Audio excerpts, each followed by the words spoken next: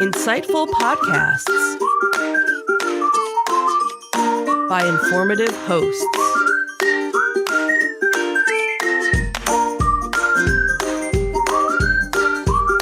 Insights into Things, a podcast network. Welcome to Insights into Technology, a podcast exploring the latest in computers, networking, home automation, mobile computing, and all things technology related. Our hosts will take a deeper dive into the latest and greatest in tech trends and give you the information you need to enable your tech-centric world. This is Insights into Technology, episode 14, Cyber Trust or Bust. I'm your host, Joseph Whalen, and this is your tech news of the week. The record tells us that cyber trust marks the rollout in 2025. In a move to bolster consumer confidence and cybersecurity, the White House announced that smart devices in the U.S. will soon feature a, quote, cyber trust label, akin to the Energy Star efficiency mark. Launching this year, the program aims to certify that devices like baby monitors and security systems meet rigorous federal cybersecurity standards. Participating companies will undergo cybersecurity audits, and certified products will display a distinct Shield logo, helping consumers identify safer options. This bipartisan initiative, supported by the FCC and backed by major retailers like Amazon and Best Buy, also sets the stage for a 2027 mandate requiring federal agencies to purchase only certified devices.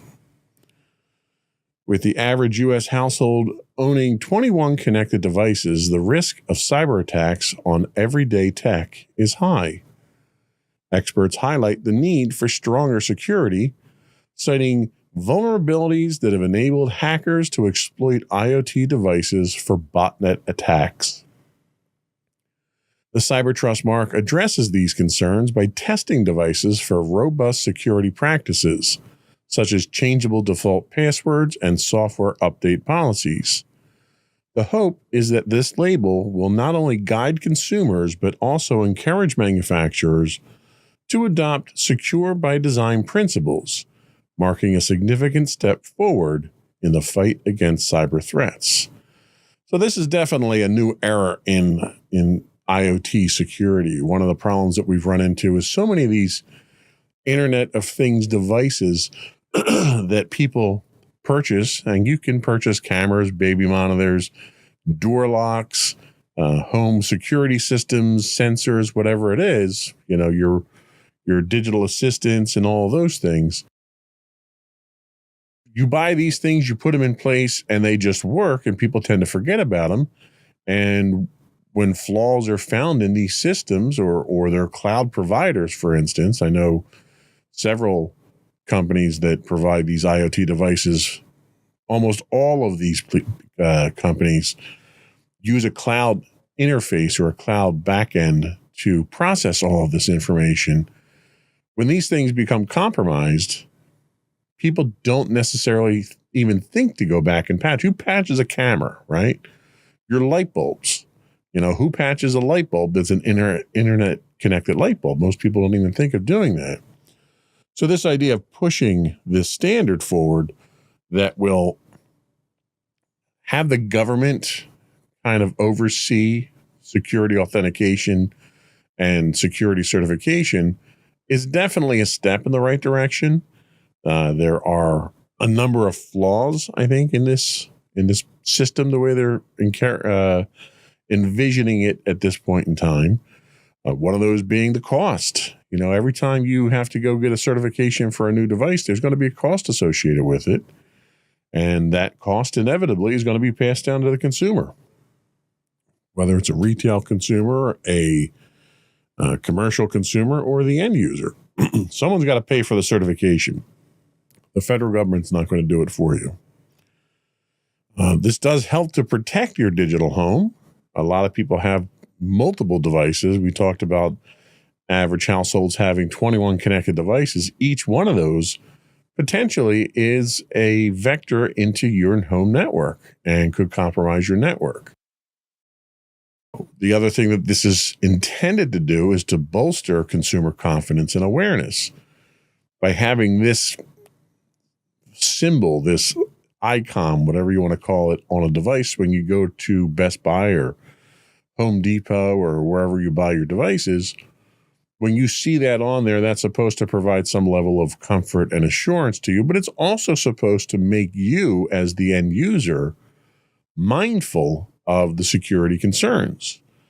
And part of the philosophy that they're running with here is that if it's more in your face and at the forefront, people will start thinking more security-minded themselves in their deployment of these devices and their maintenance of them. The one problem that you run into here is you're getting, these certifications are basically getting commitments from manufacturers that they adhere to certain cybersecurity standards and that they're going to provide ongoing maintenance and patches for a certain period of time. The vast majority of companies can do that, but the problem you run into is a lot of these companies are smaller, consumer specialized niche companies that may not necessarily be here a year, 2 years, 3 years from now. So you may buy a product today that has this Shield logo on it saying that it's going to be secure. And for all you know, that company could be bought up, go out of business tomorrow, and there's really nothing to ensure that those updates continue to happen. And that's just market conditions themselves. So it's definitely a step in the right direction. I think the federal government needs to be careful about how they portray this. This is not the end-all, be-all of cybersecurity for the home consumer. And I think we need to be very careful about how we go about employing this new system. Bleeping Computer tells us that CISA says the government hack was limited to the Treasury. The U.S. Cybersecurity and Infrastructure Security Agency, CISA, confirmed that the Treasury Department was the sole federal agency affected by a cyber attack attributed to Chinese state-sponsored hackers. The breach disclosed last week was deemed, quote, a major security incident after attackers exploited the stolen API key to compromise a Beyond Trust remote support instance. The hackers targeted sensitive offices like the Office of Foreign Asset Control, likely to gather intelligence on U.S. trade sanctions against Chinese entities. Have to change the article. It doesn't work that way. There we go. And that's not where we go. There we go. Okay. Sorry about that. While the full impact is under assessment, officials reported no evidence of continued unauthorized access after the compromised system was shut down.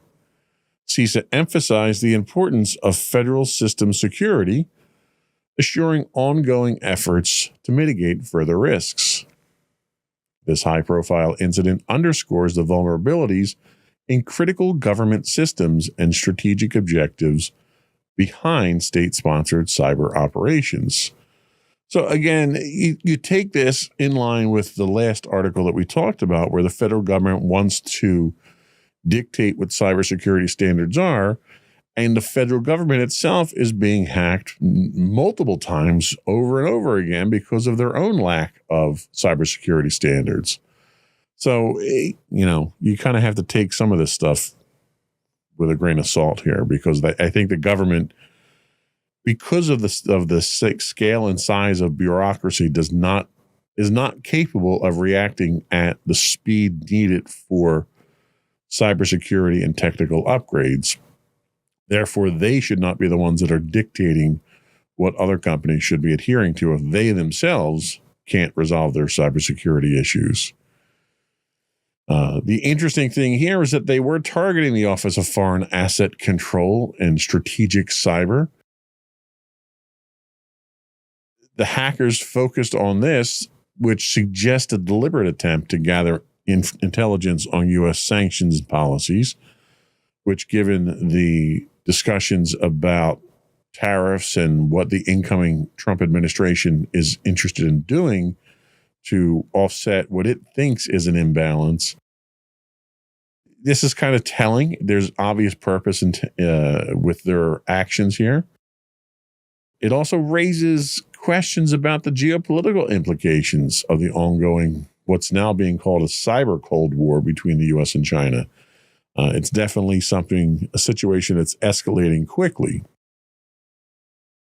We also look at this and we realize that there are vulnerabilities with APIs. A lot of companies rely on APIs for back-end interfaces and opening doors to private systems so that you can have access to data. The breach leveraged, in this case, a stolen API tied to Beyond Trust software as a service remote support. And it highlights the critical need for stronger API security practices and monitoring.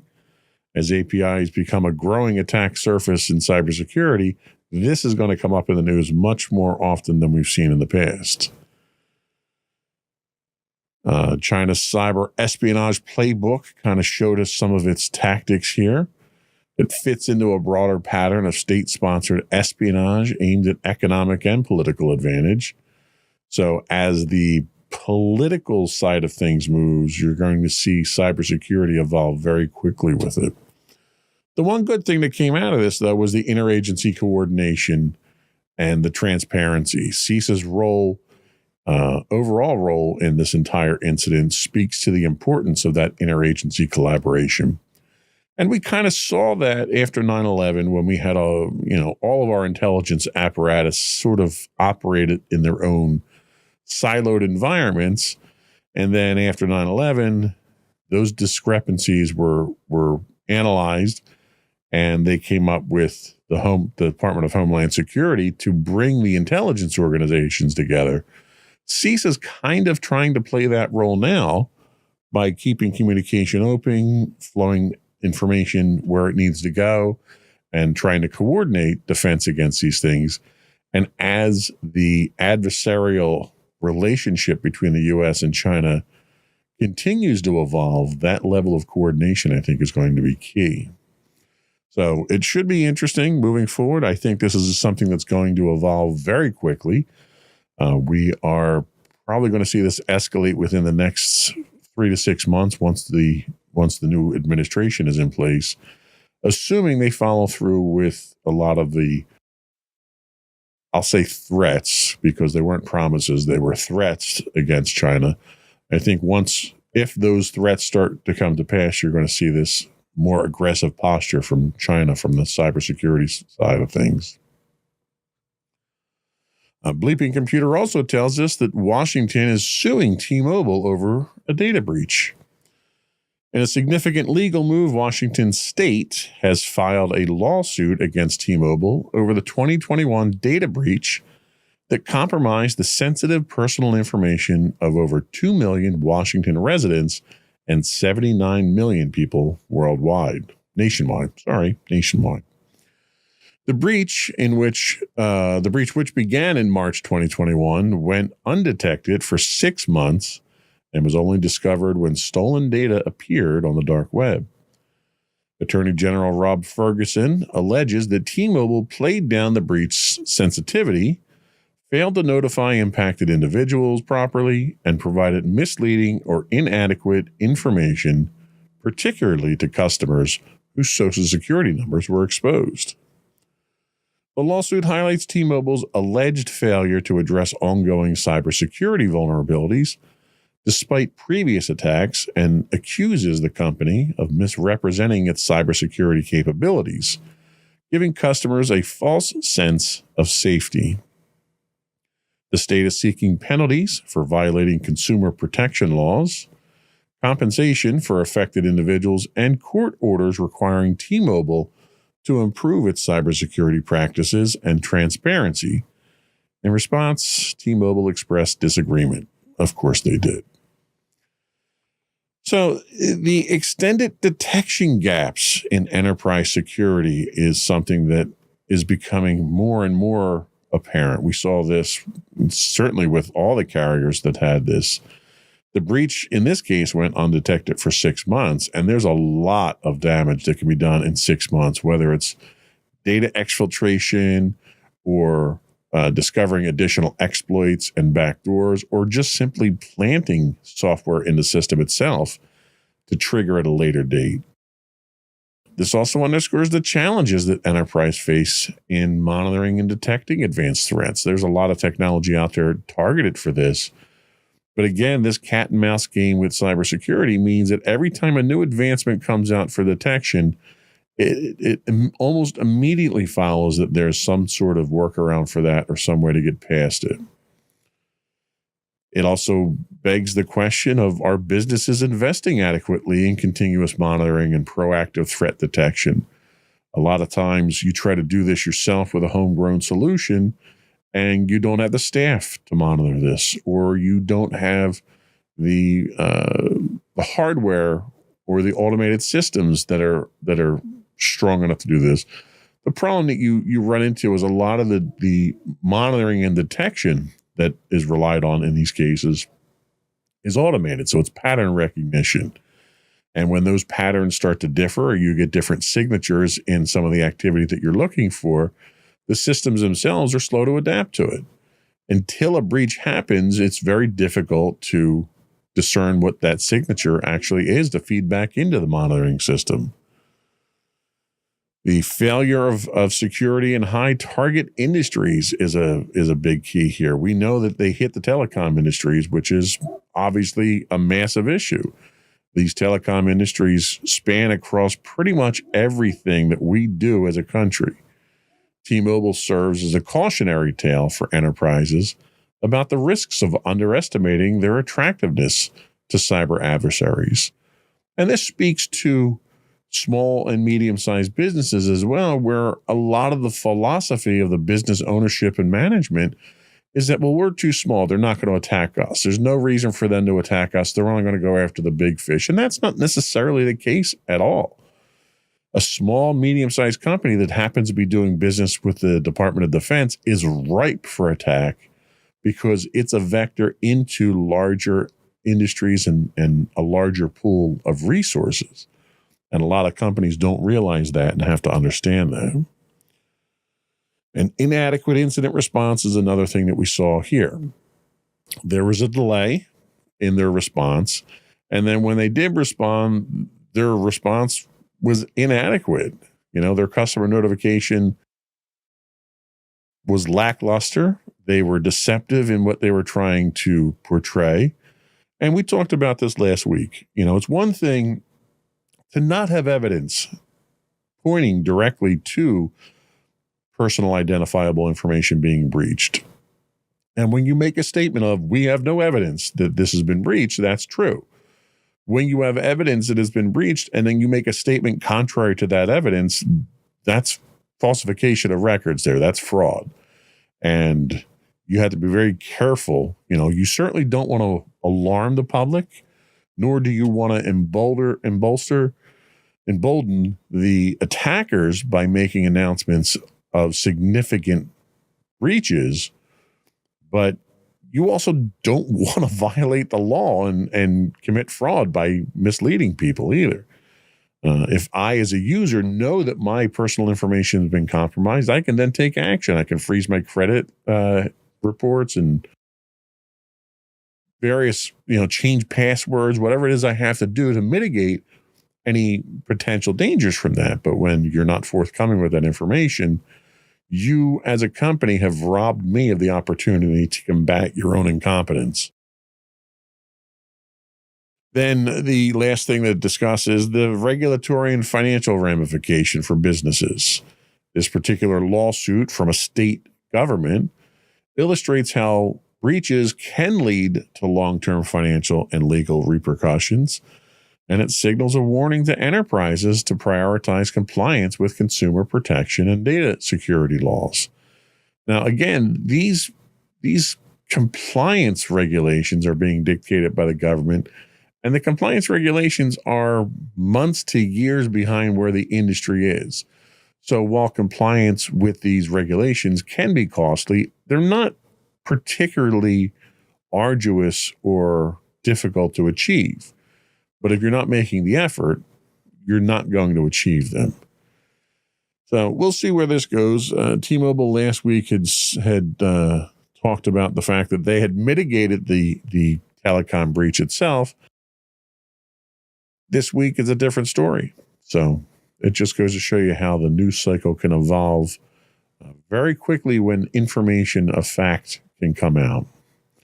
We're going to take a quick break. Before we do that, though, I want to take a moment to invite our listening and viewing audience to subscribe to the podcast. You can find all of our podcasts, both audio and video, listed as Insights into Things on your favorite podcast outlet, software, distributor.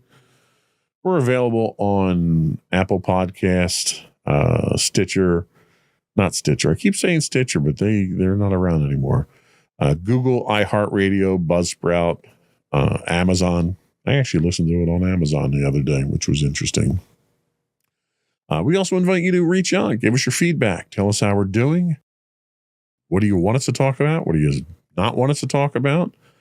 You can email us at comments@insightsintothings.com. We're available on Twitter or X at insights_things. You can find us on Facebook at facebook.com/insightsintothingspodcast. You can also call into us now. We don't have a live person answering the phones, but you're welcome to leave a voicemail on the line, and we can integrate that into one of our future shows as appropriate.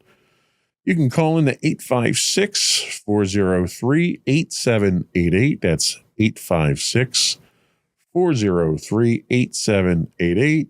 Or you can find links to all these and more on our official website at www.insightsintothings.com. We'll be right back.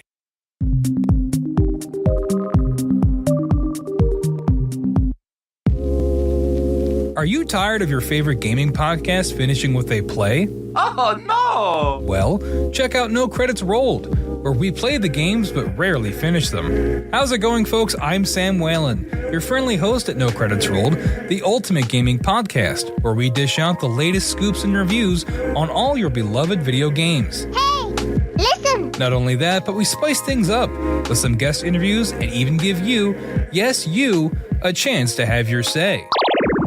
Tune in every other week for a fresh dose of No Credits Rolled, available on all major podcast platforms, and hit us up on social media at No Credits Rolled. So why wait? Let's dive into the gaming world together, where finishing games is optional, but the fun is guaranteed.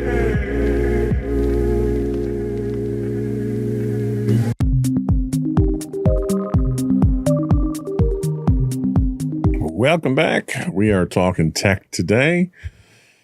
Next up is an article from The Verge, and they tell us about Samsung's smartphone subscription. Samsung is set to expand its AI subscription club to its Galaxy smartphones and the upcoming Bally AI robot starting next month. Initially launched in South Korea last December for home appliances, the subscription model offers consumers access to AI-powered devices with optional repair and maintenance services, allowing lower upfront costs, while Galaxy AI features will remain free at least until the end of 2025. The subscription option adds flexibility for users.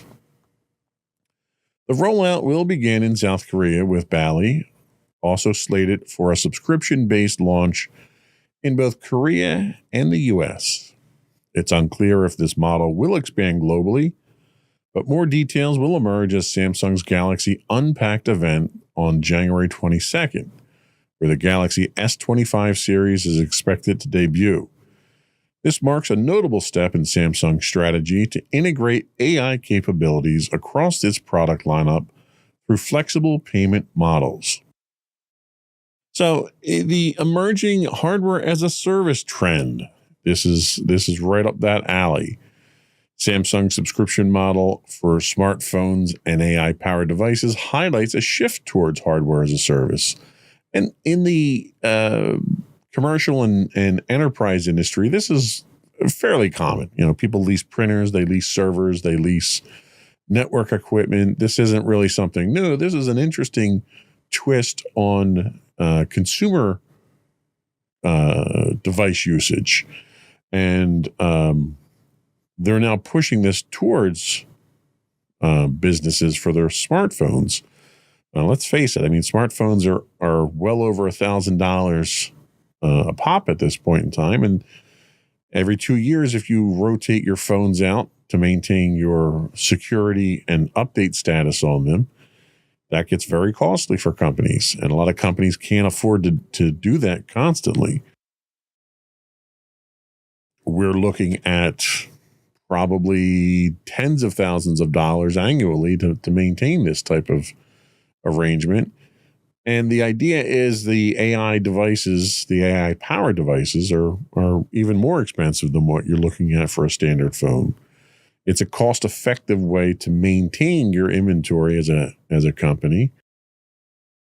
The regional trial and scalability raises some questions, with the initial rollout limited to South Korea and Bali launching in the U.S. Businesses may question when and how such subscription services will scale globally. Companies that do have staff around the globe wouldn't necessarily apply to this until it's a full rollout.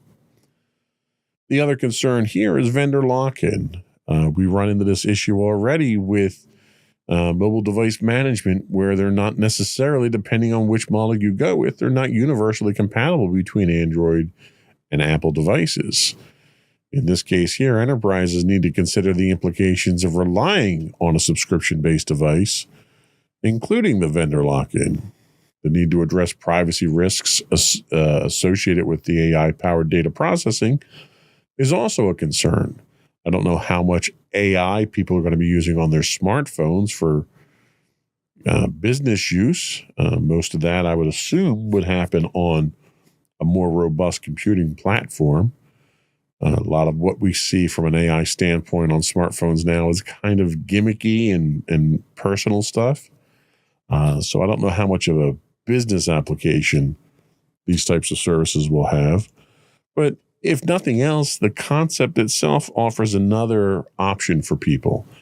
It offers a way basically to finance your maintenance in your smartphones rather than stealing from Peter to pay Paul with your upgrade plans and things of those nature. That can get almost cutthroat in some companies when you have to deal with, Susie got a new phone, how come I didn't get one, and stuff like that. With a lease program here, you may see some of those problems go away. Our next article comes to us from Wired. They tell us that Meta's new free speech is a gamble. Meta's recent decision to abandon its partnership with fact checkers and overhaul its moderation policies signals a shift in its approach to content management, drawing comparisons to Elon Musk's X. The company plans to replace its fact-checking programs with a community notes model, similar to X's crowdsource system, citing, quote, free speech as its motivation. Critics argue this move could open the floodgates to misinformation and hate speech, as Meta loosens its hateful conduct policy and aligns itself with conservative narratives. With 3 billion monthly users across its platforms, Meta faces significant challenges in scaling a crowdsourced moderation system, raising concerns about the potential for unchecked disinformation and bigotry. These changes, coupled with political appointments, like the Trump ally Dana White to its board, have sparked debate about Meta's direction, particularly as it seeks to reconcile free speech with responsible content management. Experts warn that such shifts might lead to an ecosystem rife with misinformation, diminished trust, and further polarization. Meta's path appears to mimic X's, but on a much larger scale, with consequences for the global information landscape. The content management shifts here tend to cause some concerns for enterprise brand safety, We saw this with X after Elon Musk took over and started making wholesale changes. You had a lot of sponsors decide that they were not going to stay on the platform, and they bailed. And, you're going to see something similar to that probably with Meta, but you're going to see it on a much larger scale. They have a significantly larger market share. The transition from fact-checking to community notes raises concerns about your brand.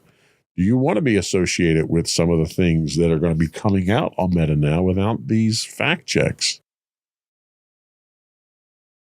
Do you also have to worry about enterprise communication strategies? A lot of companies have now turned to social media platforms such as X and Facebook to communicate with their customers. Meta is loosening its hateful conduct policy and embracing its own unique idea of free speech could impact that. Businesses using the platforms may face increased scrutiny over their association with controversial or harmful content appearing alongside their ads.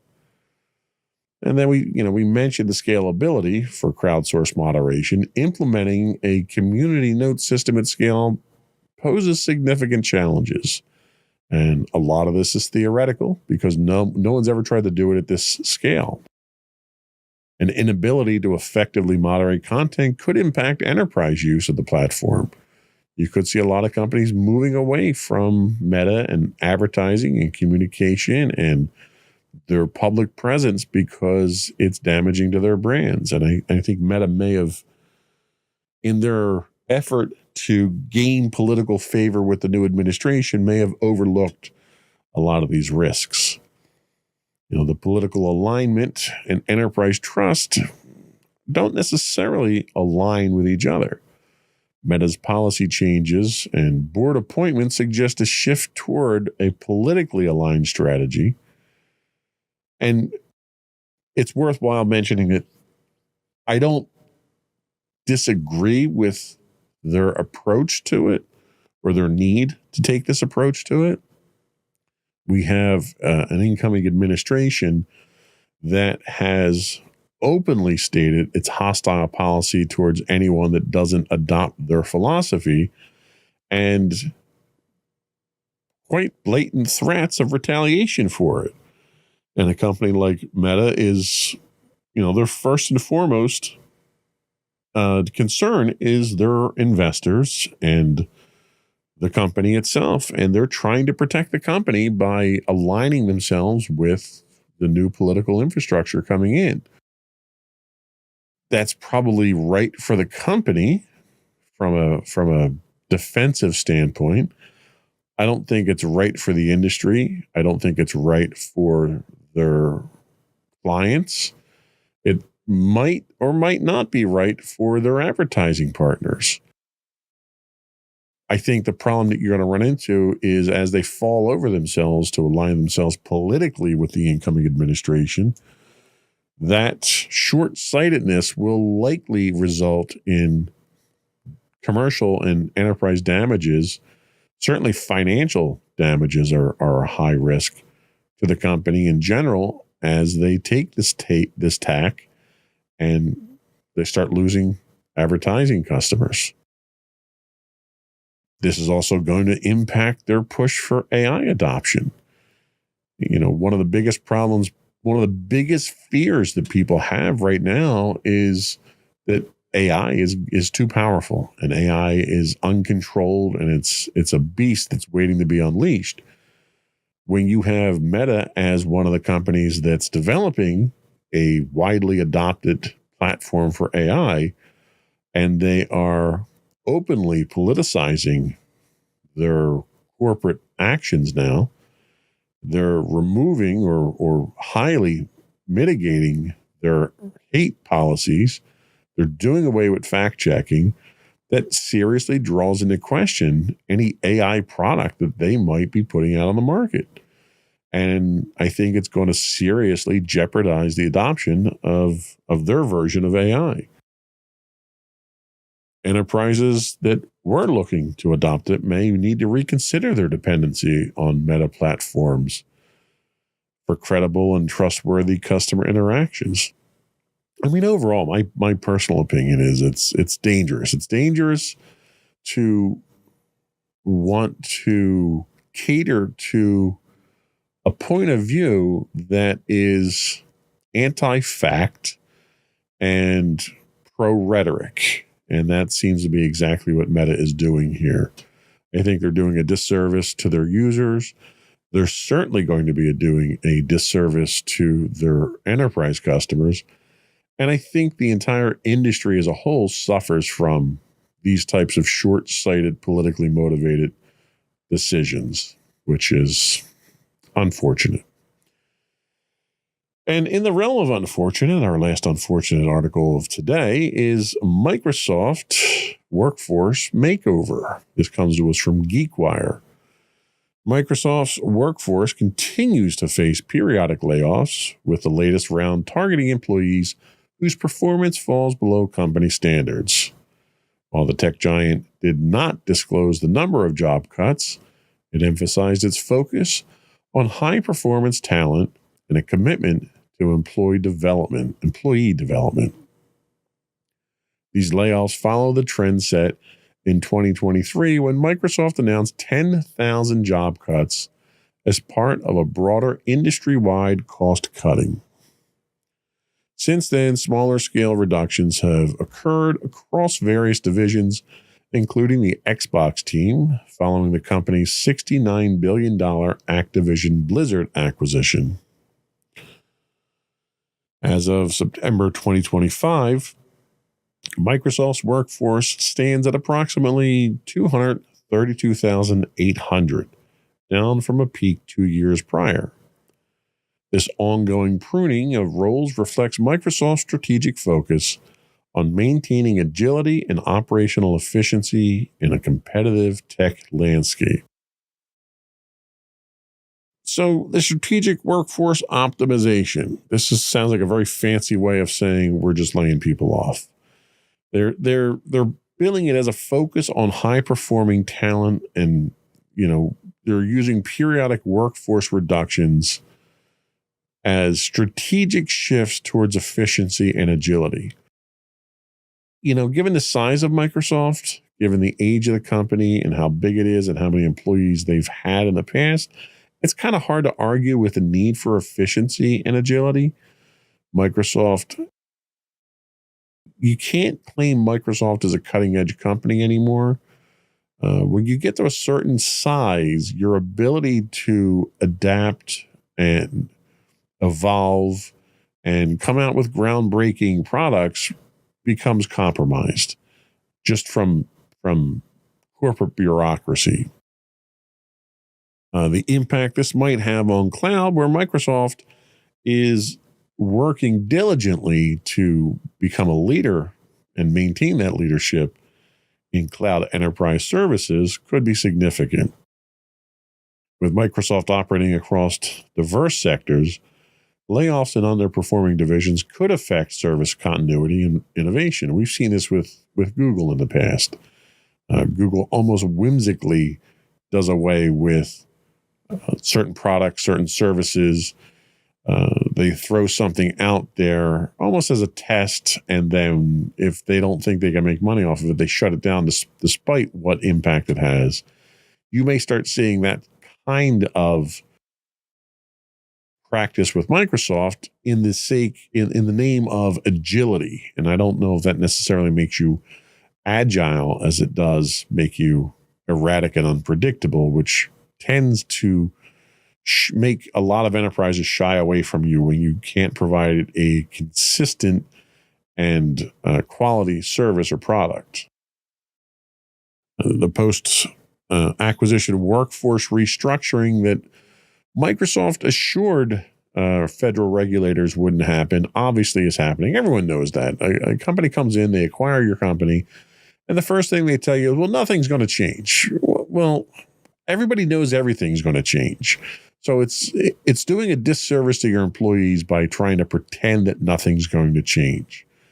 The layoffs in the Xbox division following Microsoft's Blizzard acquisition underscores the challenges of integrating large acquisitions. when you pick up a company the size of Activision Blizzard, you're going to have redundancy. You're going to have a lot of redundancy because both companies likely already have redundancy in those areas to begin with, and then you're acquiring a company that has redundancy.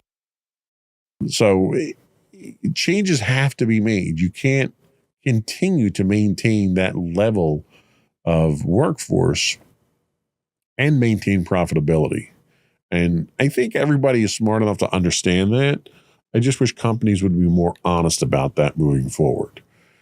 Employees are okay understanding that their jobs are going to go away if they have some level of understanding, some advance notice, and can make preparations for it. The talent management and retention becomes an issue when you have a company that is laying employees off on an almost annual basis. It's very difficult to promote employee loyalty. It's hard to be loyal to a company that's not loyal to you. By publicly emphasizing performance-based layoffs, Microsoft's approach may raise concerns about employee morale and retention. Enterprises might consider balancing high standards with robust talent development programs to foster loyalty while maintaining performance expectations. One of the questions that an employee might ask is, well, if you're going to let me go because of performance reasons, what have you done to improve my performance? What have you done to invest in me as an employee? How have you as a company made me a better employee so that my performance level meets your expectations? And I think employees are perfectly justified to ask those questions. I think employee development is a responsibility of both the employee and the company. And if the company fails to follow through on their obligation, you can't blame the employee if the employee is trying to do their part. So we'll see. Obviously, this is going to have some impact on product releases. We'll take a look at this and see how it's going to affect those schedules. Quality, Microsoft already has a quality issue reputationally with their software products. This may have an impact on that. And you may have some brain drain, some knowledge loss during this, which is always a risk that people have to keep in mind when you start doing layoffs. So we'll keep an eye on it. I'm sure it won't be the last announcement of this nature that we will see in the near future. We're going to take our second break, and then we're going to come back and finish up our discussion, our multi-part discussion on cybersecurity frameworks. We'll be right back.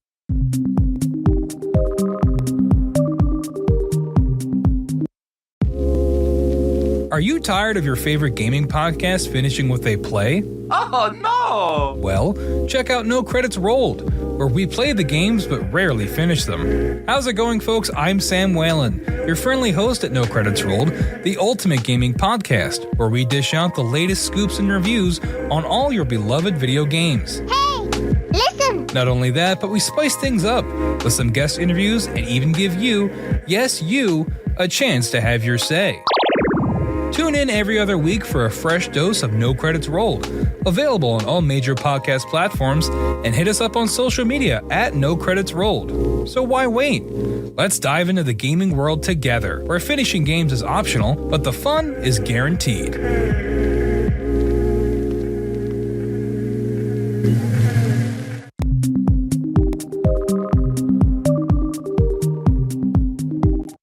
Welcome back to Insights into Technology. So in our sixth and final installment on cybersecurity frameworks, I wanted to briefly touch on what the future of cybersecurity frameworks and standards looks like. Now, this is based on today's standards, today's requirements, and today's risks.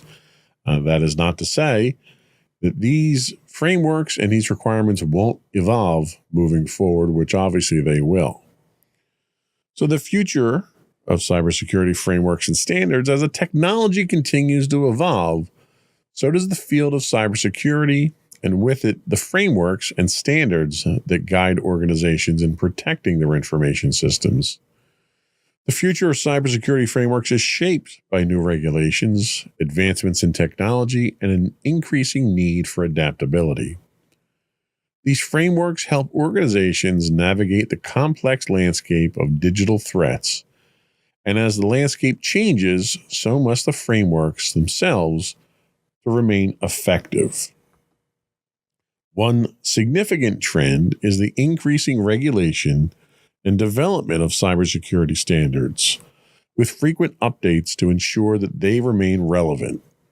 Governments and industry bodies worldwide are recognizing the need for stronger cybersecurity practices and are updating regulations like the Federal Information Security Modernization Act to address the latest threats. Additionally, with the rapid growth of Internet of Things devices, there is a growing demand for standards specific to these devices, which often have unique vulnerabilities due to their network nature and their often limited security features. Future frameworks are likely to incorporate more specific guidelines for these emerging technologies, ensuring that they are designed and maintained securely from the outset.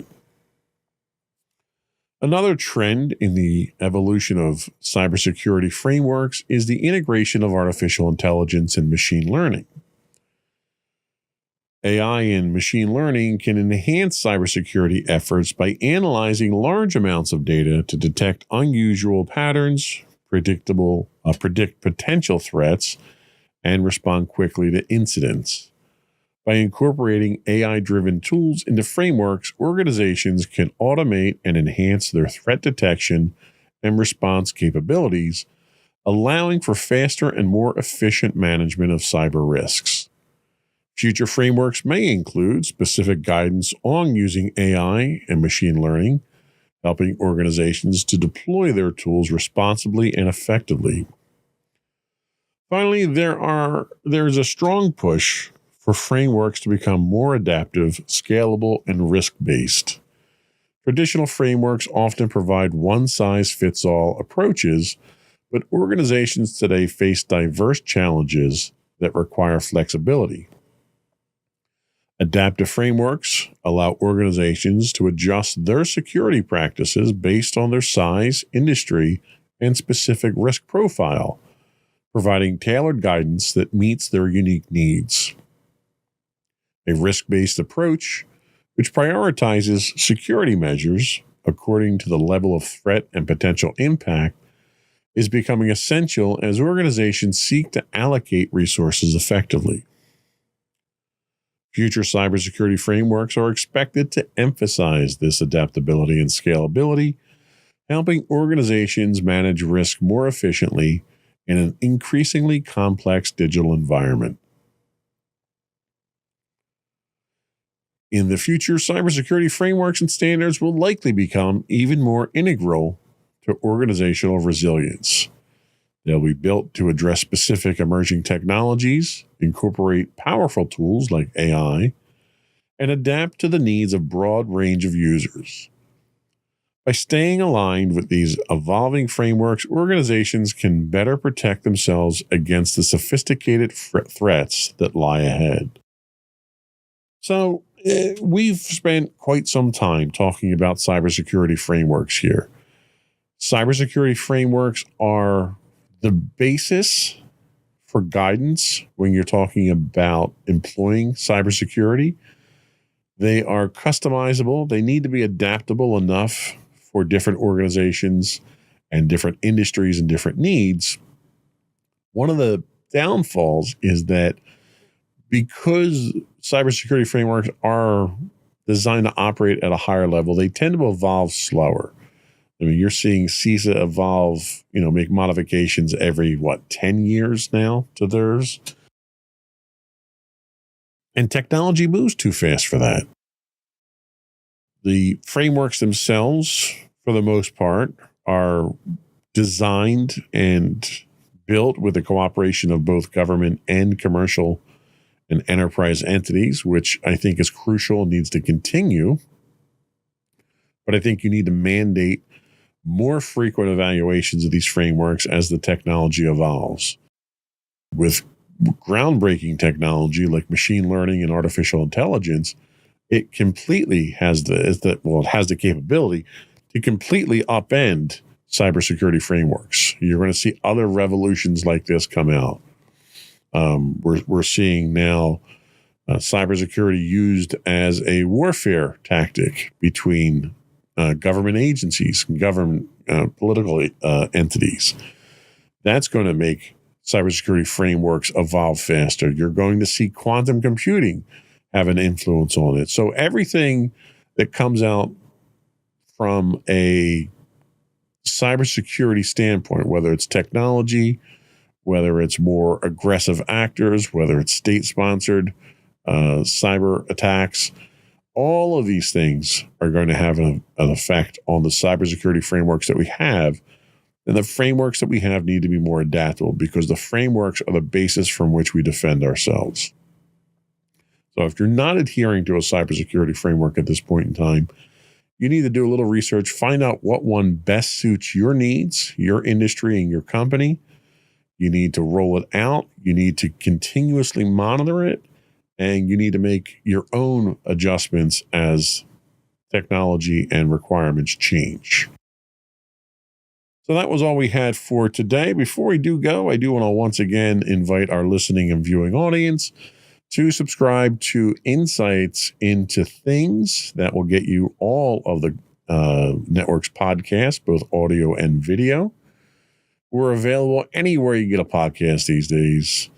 I would also invite you to give us your feedback. Tell us how we're doing. You can email us at comments@insightsintothings.com.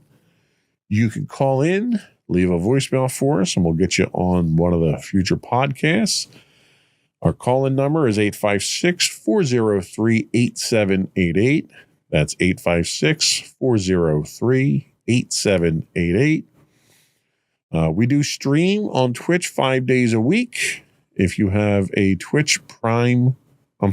Amazon Prime subscription, you do get a free monthly Twitch Prime credit.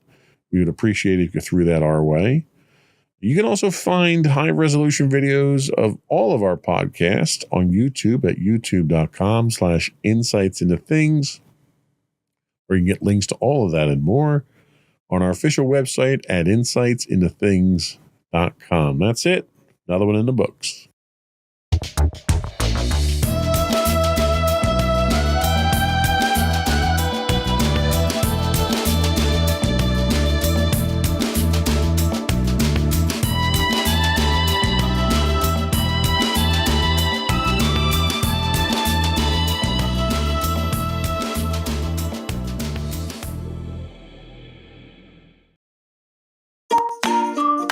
Insightful podcasts by informative hosts.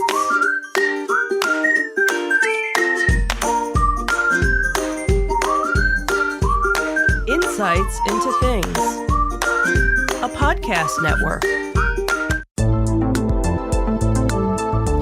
Welcome to Insights into Technology, a podcast exploring the latest in computers, networking, home automation, mobile computing, and all things technology related. Our hosts will take a deeper dive into the latest and greatest in tech trends and give you the information you need to enable your tech-centric world. This is Insights into Technology, episode 16, AI, Lies, and Cyber Spies.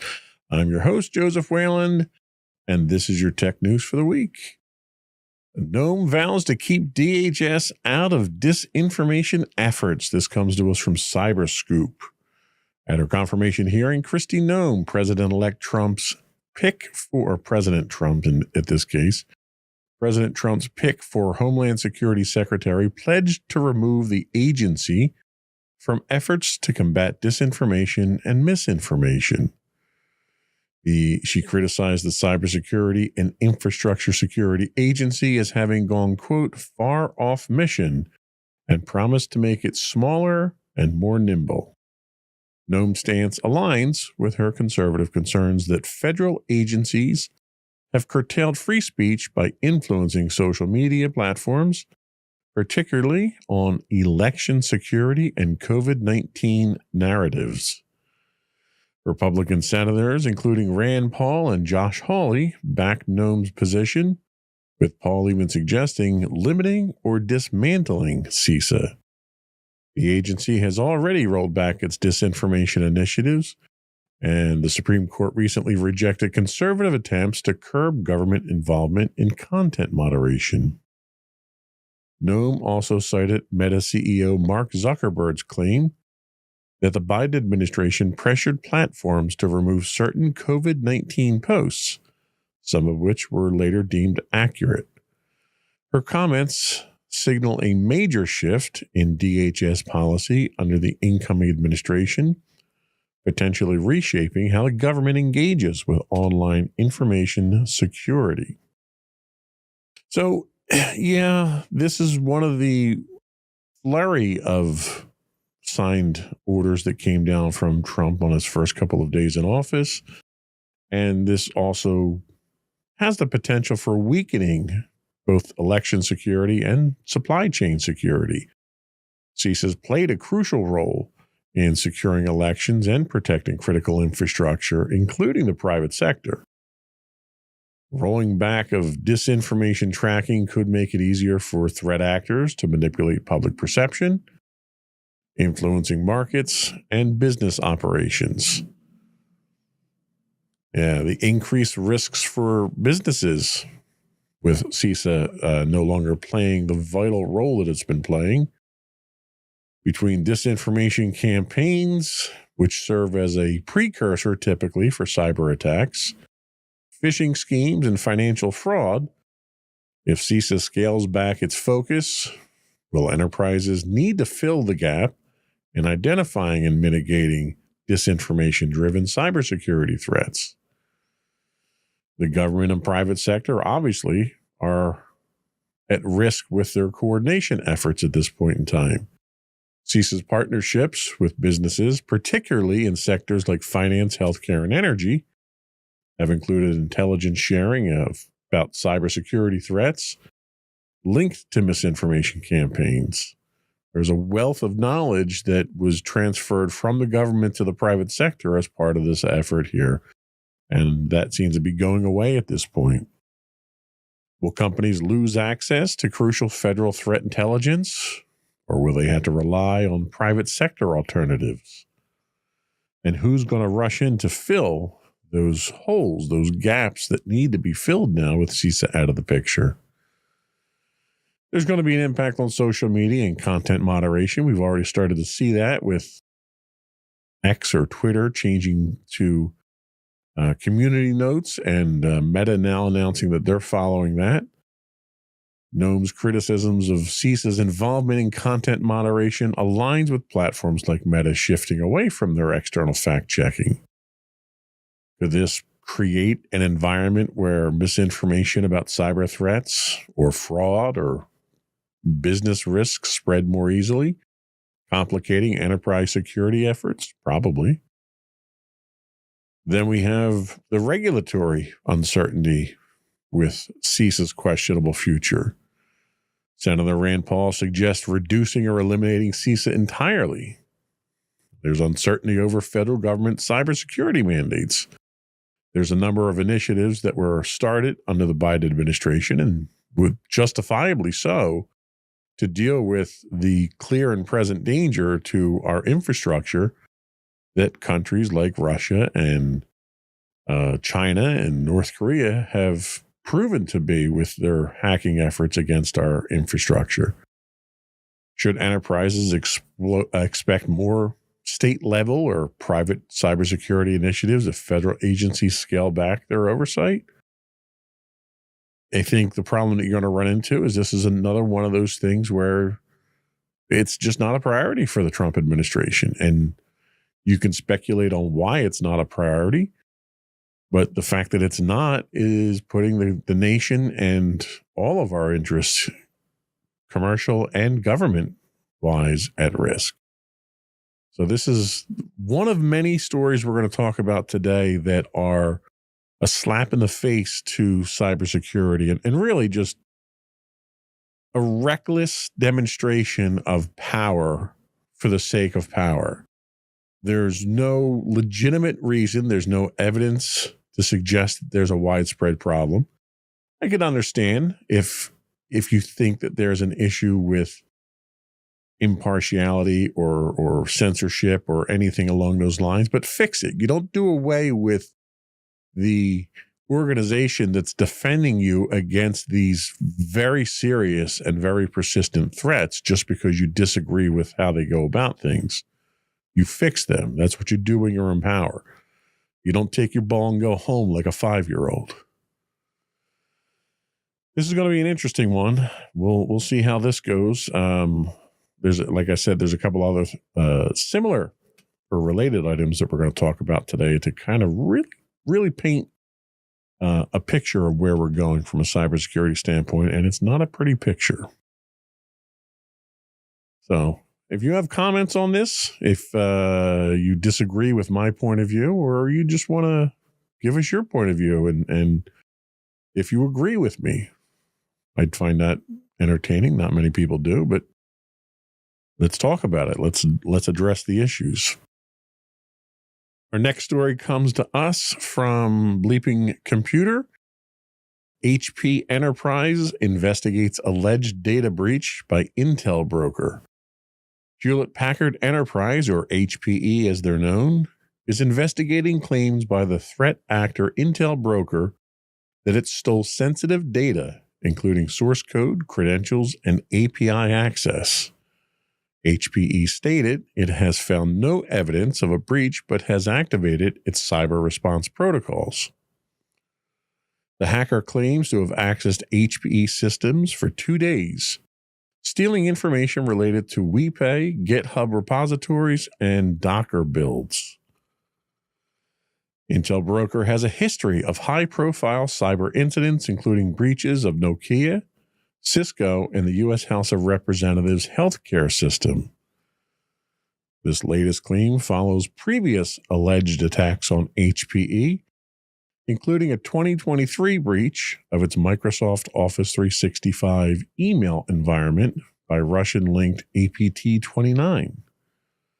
As HPE investigates, the incident highlights ongoing cybersecurity challenges for major tech firms. There is a growing risk of source code theft. Intel broker claims to have stolen HPE's Zerto and ILO source code, which could lead to security vulnerabilities being exploited by attackers. These are low-level applications, low-level programs that allow for remote administration. If legitimate, how does this impact companies using HPE's enterprise backup and server management solutions? It's kind of scary thinking someone can hack into my ILO interface and basically do whatever they want to my hardware. API and credential security in enterprise systems is also a problem in this case here. This alleged theft of API access, credentials, and tokens underscores the critical need for robust API security. Everyone is working with APIs these days. It's pretty much how the internet talks. It's how your applications talk. It's how a lot of your smartphone applications communicate. How can enterprises better protect API endpoints to prevent unauthorized access? Are you in a hosted server? Are you in the cloud? Are you running your own server? Where are these protections that need to go in? Are your developers thinking security first? That's always seems to be a real challenge. There's also a challenge in detecting and mitigating these breaches. We talked a week or two ago about the number of telecom companies that were known to be breached. They were aware of the infiltration. They tried to mitigate it. And even weeks afterwards, they didn't know if they got rid of them. So detecting and mitigation is very difficult in these cases. HPE denied finding evidence of a breach, but that's not the first time Intel brokers claimed access either. How can organizations improve breach detection and response when attackers operate covertly? And one of the biggest problems you're running into is that these are some state actors that have a tremendous amount of resources behind them They're very determined. They're very talented. And you have a lot of people that there's a lot of target ripe environments out there for them to attack. They're not just trying to do this for money. They're trying to do this to exfiltrate information, to gain privileged access.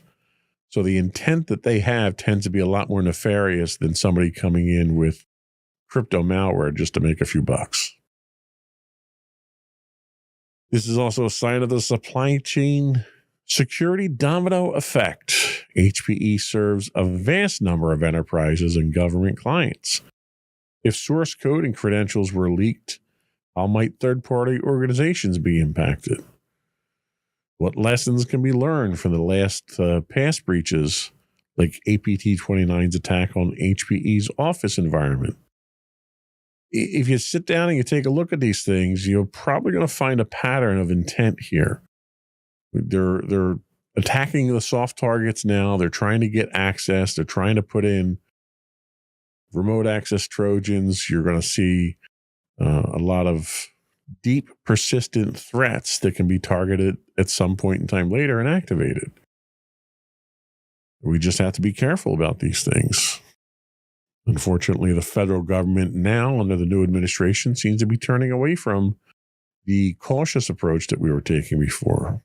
So all of these things are kind of adding up to that cyber siege mentality that I talked about a few weeks ago, where the enemy's at the gates at this point in time, and they keep bringing reinforcements at this point, and all of a sudden we want to just open the gates and let them in at this point. They don't even need the Trojan horse.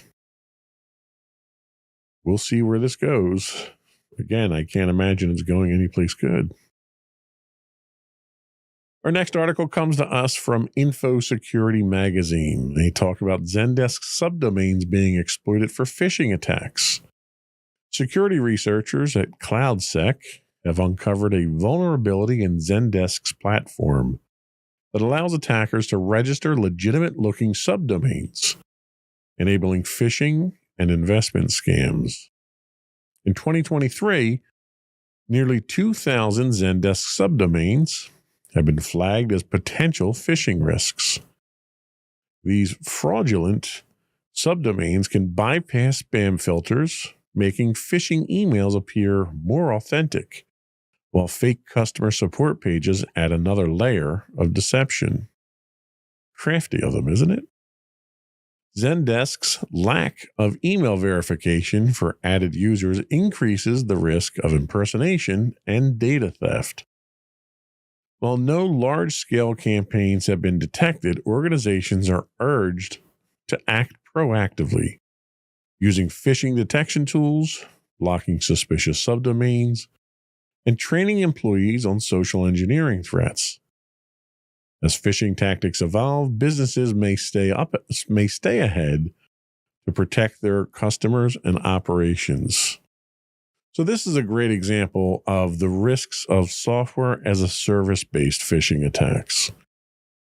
Attackers are leveraging trusted SaaS platforms like Zendesk to bypass traditional email security filters. How can enterprises protect themselves when phishing attacks originate from legitimate corporate tools? Training is probably the first one that I would lean on. There's a number of technical solutions out there, DMARC and DKIM and so forth, that are built into email systems now that will help. Impersonation threats to customer trust are also an issue. Fraudulent Zendesk subdomains allow scammers to impersonate real brands, leading to customer data breaches and reputational damage. One of the things that Zendesk does, and we use it as well, is you brand your Zendesk experience with a subdomain.zendesk.com. Zendesk then itself is a trusted domain by most of these companies. You're sticking your mydomain.com.zendesk.com on there. That's a subdomain. So when they impersonate you, they're sending an email from that subdomain, which one, looks like it's coming from your company, and two, looks like it's coming from Zendesk. And most people whitelist Zendesk emails because so many companies out there right now use Zendesk and several other alternatives, obviously. But it lends a certain level of legitimacy to these phishing emails, and that's becoming a problem. The importance of email and domain verification in SaaS security is another thing to discuss.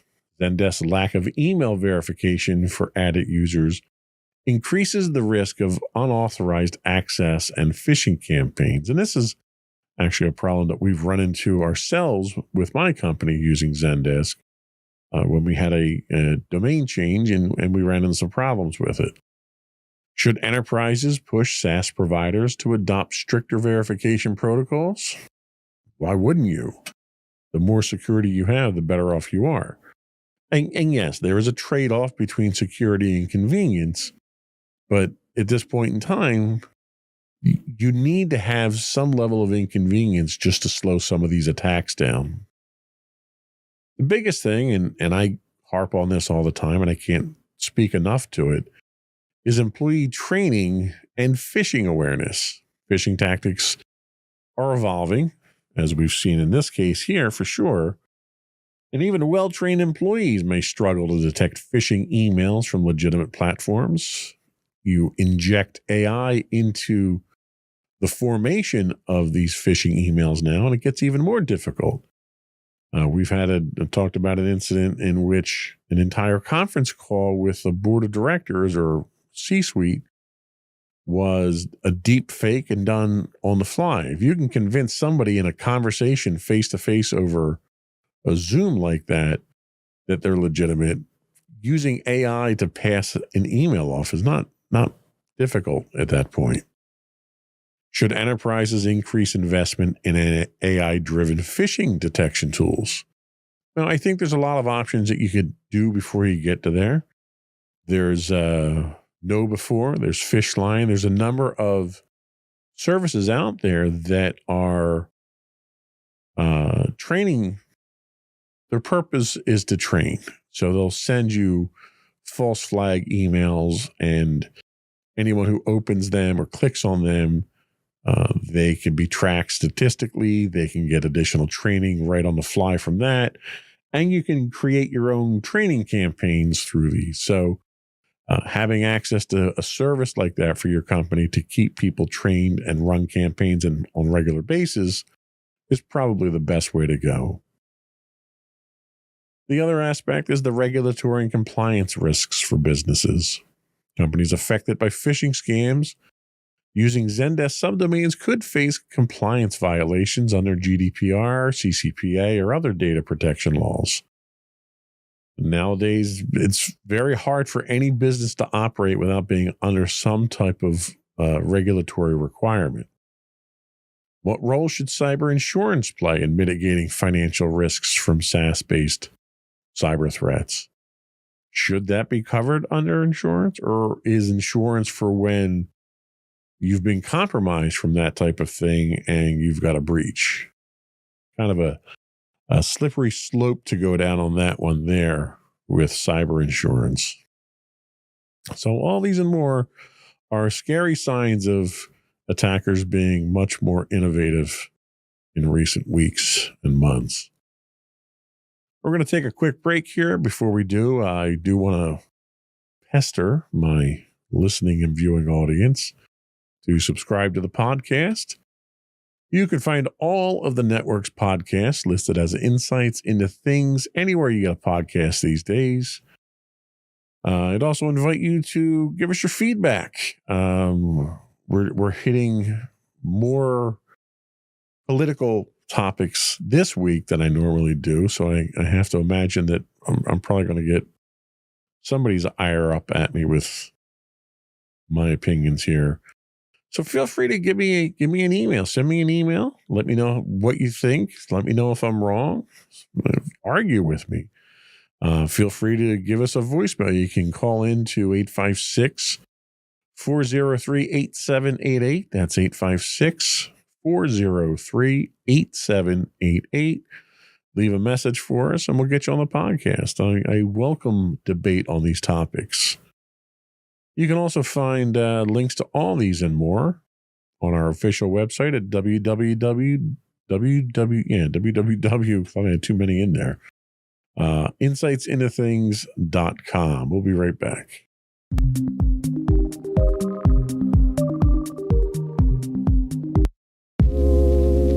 Are you tired of your favorite gaming podcast finishing with a play? Oh no! Well, check out No Credits Rolled, where we play the games but rarely finish them. How's it going, folks? I'm Sam Whalen, your friendly host at No Credits Rolled, the ultimate gaming podcast, where we dish out the latest scoops and reviews on all your beloved video games. Hey, listen. Not only that, but we spice things up with some guest interviews and even give you, yes, you, a chance to have your say. Tune in every other week for a fresh dose of No Credits Rolled, available on all major podcast platforms, and hit us up on social media at No Credits Rolled. So why wait? Let's dive into the gaming world together, where finishing games is optional, but the fun is guaranteed.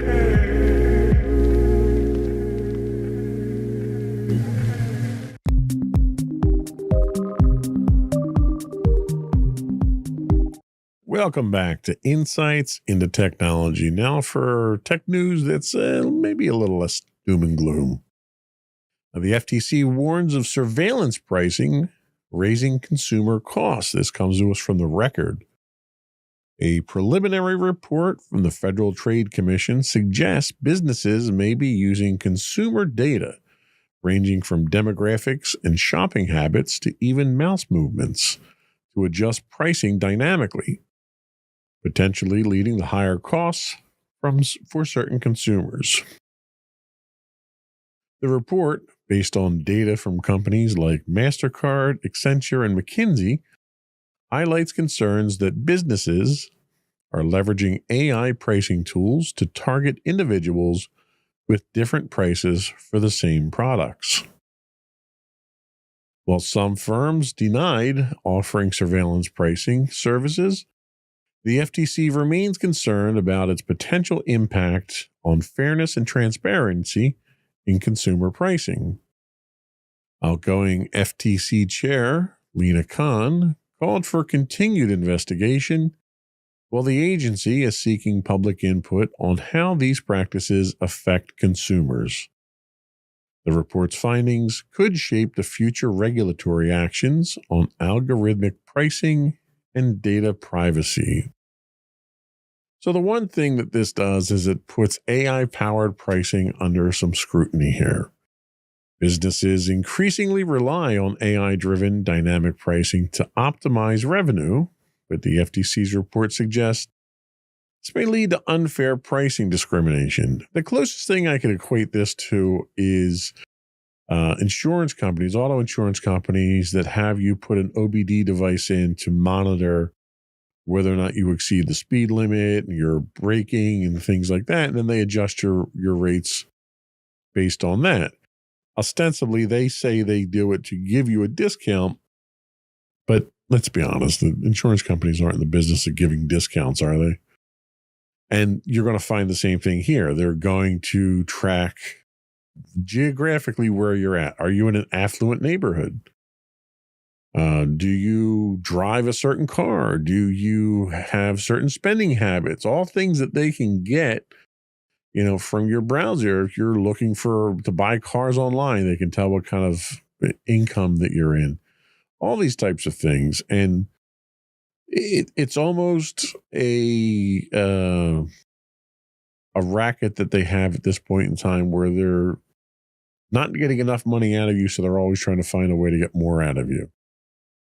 Fortunately or unfortunately, the FTC did notice this. The unfortunate part to that is that's not the FTC that we're going to have moving forward. There is risks for enterprises when you get into the whole data privacy and compliance.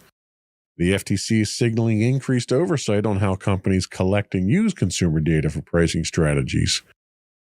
I doubt that's going to happen, at least for the next 4 years, so they're probably going to get away with it at this point in time. But the United States isn't the only place that you have to worry about. With the global privacy laws coming into play, like GDPR and CCPA, will businesses need to reassess their data practices to avoid some regulatory backlash? Maybe, everyone was hoping the FTC would take care of that, but there's other agencies out there that can impose fines as well. Then, there's some questions about the ethics and transparency of algorithmic pricing. Everyone's always complaining about the algorithms, if it's a search engine one or it's social media or the algorithms for your Twitter or your TikTok. It's always the algorithm that's a problem. Well, now they're applying that algorithm to spying on us and taking that information that they get from that and basically charging us what they think they can get away with. Consumers may not realize that price changes based on personal data. This could cause rising concerns over privacy and transparency. And these are topics that are already at the forefront of people's considerations. Should businesses disclose how prices are determined? Will there be future mandates for pricing transparency in e-commerce? These are questions that we're going to have to answer in the coming months and years. What's the role of third-party AI pricing vendors? We're adding more people to the mix here. The report highlights key firms like Accenture and McKinsey, which provide AI-driven pricing solutions. Could enterprises face legal risks if regulators hold them accountable for the pricing tools that they adopt from third-party vendors? Where does the buck stop there? Who has the responsibility? There's a lot of gray area going on with this stuff. And this also could signal a potential shift in enterprise pricing strategies. If stricter regulations emerge, businesses may need to shift from individualized pricing models to more standardized market-level pricing. Will companies opt for subscription-based models or other alternatives to mitigate regulatory risks? I don't know, but you can guarantee that the businesses are going to do what's in the business's best interest, and ultimately the consumer is the one that's going to get burned on it. I think history has kind of proven that theory through. We'll see. Next up, Trump announces a $500 billion private sector AI investment. Elon Musk expresses his doubt. This comes to us from CBS News. President Trump announced a massive $500 billion private sector investment in the U.S. In our AI infrastructure. And this is led by OpenAI, SoftBank, and Oracle under a new venture called Stargate. The initiative unveiled at a White House briefing with executives Sam Altman, Masayoshi Son, and Larry Ellison. It aims to accelerate AI development while keeping critical infrastructure within the U.S. Trump's America First policy. Ellison confirmed 10 data centers are already under construction in Texas, with more planned nationwide. Trump pledged to fast-track regulatory approvals, citing AI as an economic and national security priority. However, Elon Musk has cast doubt on the investment scale, claiming SoftBank has secured, quote, well under $10 billion, prompting a sharp rebuttal from Altman. The Stargate project is expected to create 100,000 jobs and advance AI-driven healthcare innovations, but details on funding sources do remain unclear. With major AI players involved and political support secured, the initiative could mark a turning point in U.S. AI competitiveness if the promised capital materializes. We have a story, another AI related story after this, so I don't want to dwell on this one too much until we get to that. We can talk about them together. But this does signal a bit of a game changer here for U.S. AI compute capacity. With 10 data centers already under construction in Texas, the initiative could bolster AI processing capabilities. Could this reduce dependency on NVIDIA-dominated AI cloud services, most of which are based in Asia right now? Could it encourage competition in enterprise AI infrastructure? It might, but again, this is one of those things that it's going to benefit these companies first. They're going to invest $500 billion. They're going to want to get that money back plus a lot more. So don't expect any of this to come cheap. Expect it to come, a certain amount of this to come from your tax dollars. They're certainly using government land for this. Is fast tracking AI development a good thing without any regulation attached to it?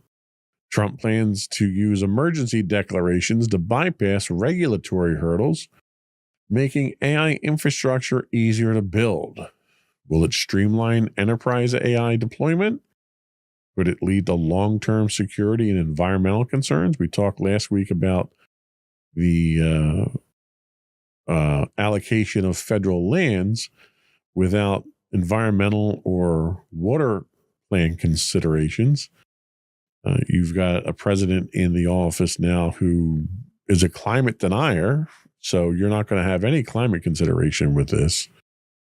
Probably not. I certainly don't know what he's thinking, but you can kind of guess. Is AI-driven healthcare going to be a major business opportunity? Sam Altman and others highlighted AI's potential to revolutionize disease treatment. Well, if it can treat diseases, could it also be used to help in germ warfare or chemical warfare?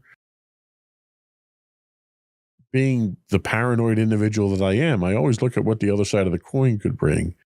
And in situations like this, I can't help but reflect on the moral of stories like The Terminator and other apocalyptic movies where the technology has taken over. I think we're going down a slippery slope. Then there's the funding. Even Elon Musk, the richest man in the world, is skeptical. Is $500 billion realistic? Musk claims SoftBank hasn't secured anywhere near that much, which casts doubt of the scale of the project. If funding falls short, will enterprises still benefit from expanded AI infrastructure, and will projects stall? And what is that benefit? What is aside from the enterprises that are involved in this investment, what is the benefit that we expect to see for enterprises, for consumers, for companies? That's not immediately clear here because we're certainly not getting the services for free. It's not going to be a federal government-run program that taxpayers pay for. It's going to be a for-profit endeavor with these companies being partners. So how does that benefit us? It certainly benefits them. Then you have competitive and geopolitical implications, which I think it probably is the biggest takeaway from this. Trump emphasized keeping AI infrastructure and innovation within the U.S., framing it as a national security issue. Well, at the same time, we're signing bills that would compromise that security if that's the case. So you have a lot of contradictions going on right now. Will this push the U.S. enterprises towards domestic AI solutions, or could it spark tension in global AI providers? It's a good question. I don't think anybody has the answer to that. In fact, I don't think anybody has even asked that question at this point in time to even start looking for the answers. And that's really the scary thing. I don't know. I mean, this is scary stuff. And our next story here tells us that Trump revokes Biden's AI safety order, prioritizing innovation over regulation. This is an article from Reuters. President Trump has revoked a 2023 executive order from Joe Biden that required AI developers to report safety test results for high-risk AI systems before public release. Biden's order aim to mitigate national security, economic, and cybersecurity risks from AI. But Trump's administration argues it hindered innovation, which, we talk about security and convenience being mutually exclusive. Security and innovation, not so much. You can still have innovation while having security, and I think you have to, because the more you innovate, the more security you need to protect that innovation. The repeal aligns with the Republican platform's stance that AI should be free from restrictive government oversight. I don't know if I agree with that. I think given the already significant influence and power that AI has demonstrated, I think anything that's that powerful held in private hands needs some level of regulation to avoid abuse. While Trump rolled back safety measures, he did not repeal Biden's recent order supporting AI data centers' energy needs, signaling a continued focus on expanding AI infrastructure. With export restrictions on AI chips tightening and lawmakers struggling to pass AI legislation, the repeal shifts AI governance away from federal oversight, leaving regulatory questions unanswered for enterprises and developers. So the question of AI innovation versus regulation, what does this mean for businesses? Without mandatory AI safety testing and reporting, companies may face fewer regulatory roadblocks, speeding up AI product releases. This deregulation drive U.S. AI leadership, or could it lead to increased security risks and ethical concerns? And as we've seen in the past, chances are it's the latter. We're going to see significant security risks. We already do. And ethical concerns, well, you can argue how much ethical concerns are at the forefront of Trump's mindset at this point in time, but I don't think that's going to be a real consideration for him. Enterprise liability. Who takes responsibility? I think that's a really good question to ask.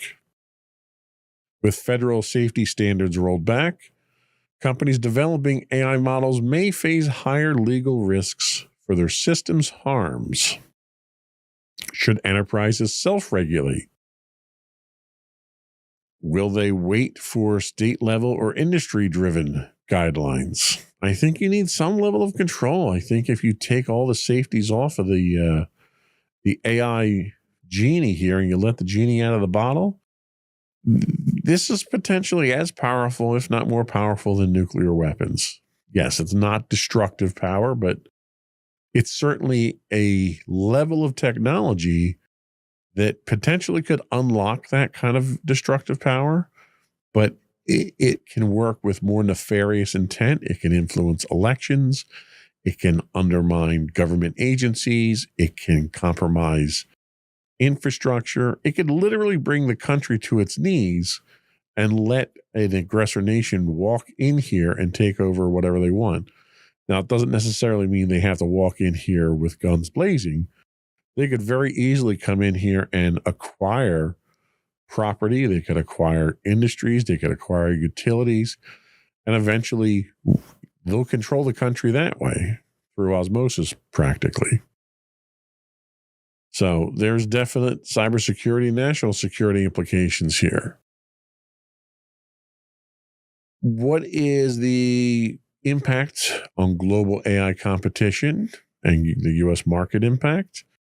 With China ramping up its own AI development under heavy government oversight, the U.S. is taking the opposite approach. Will this help U.S. enterprises compete globally? Or could it lead to fragmented AI regulations across international markets? These are the things that probably needed to be answered before we made a decision like this. And I'm not even convinced that these questions were asked, and that's saying something. So again, we'll keep an eye on this, but I don't have a particularly good feeling about the direction where this stuff is going for the next few years. And we'll get into that a little bit more after our next break. We'll be right back.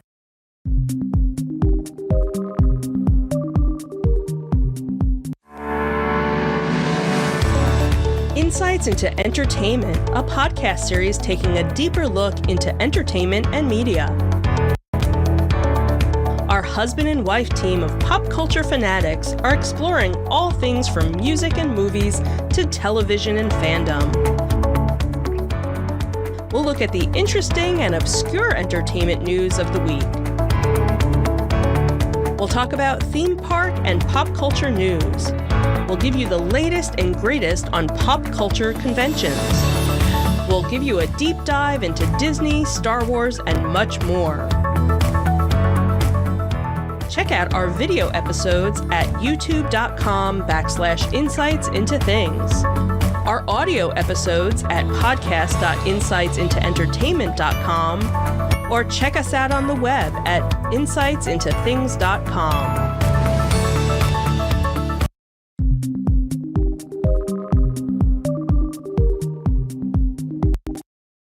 Welcome back to Insights into Technology. So we were scheduled to continue our deep dive into Zero Trust this week, but we had so many articles come up that I think we have to take time to go over some of the more impactful ones, most of which we've hit so far, but there's one very significant one, I think, that does not bode well for the industry. It does not bode well for the country.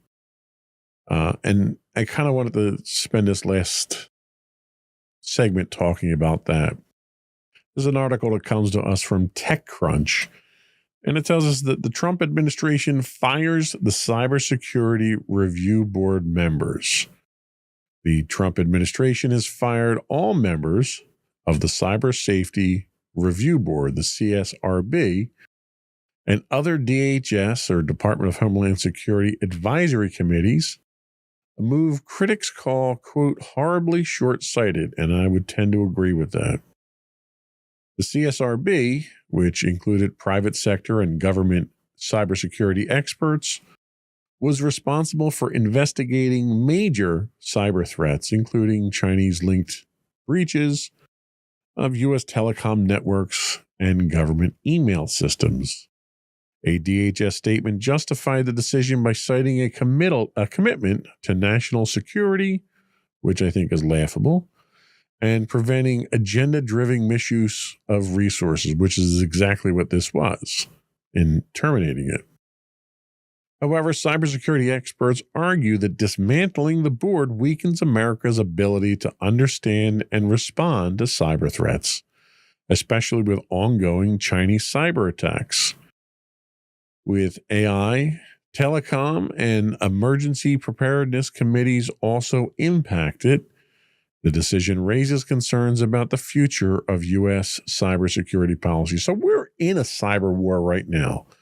It's an undeclared war, but it is not a Cold War. This is a war where instead of shooting bullets at each other, we're hacking each other, and we're causing financial issues. We're causing infrastructure issues. We're not, at least by all accounts, but other countries are doing it to us. They're attacking us.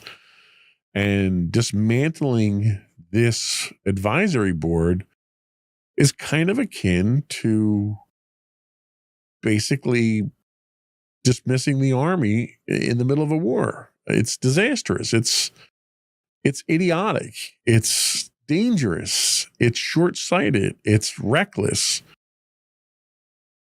And there's no productive end to come out of this, because any alleged affronts that this cyber advisory board is accused of has zero evidence presented against it. And, you know, you can get into the argument that evidence isn't really something that concerns Donald Trump all that much. But the fact of the matter is that what he's doing here is dangerous to the country. Now, whether that's because he's trying to cozy up to China or because this is more convenient for Elon Musk and his tech buddies, It's hard to tell. But the problem is that these things are in place from a defensive standpoint, and whatever issues you might have with them, you don't do away with your frontline defenders until you have a replacement for it. It's stupid. I mean, there's no other way to describe it. You know, the enterprise security impact of Trump's administration firing the cybersecurity board members is significant. The Trump administration's decision to fire all members of the CSRB and other DHS advisory committees is a major shakeup in federal cybersecurity strategy, raising concerns about enterprise risk exposure, national security, and industry best practices. The only reason he did this is just a blatant show, in this case, an abuse of power.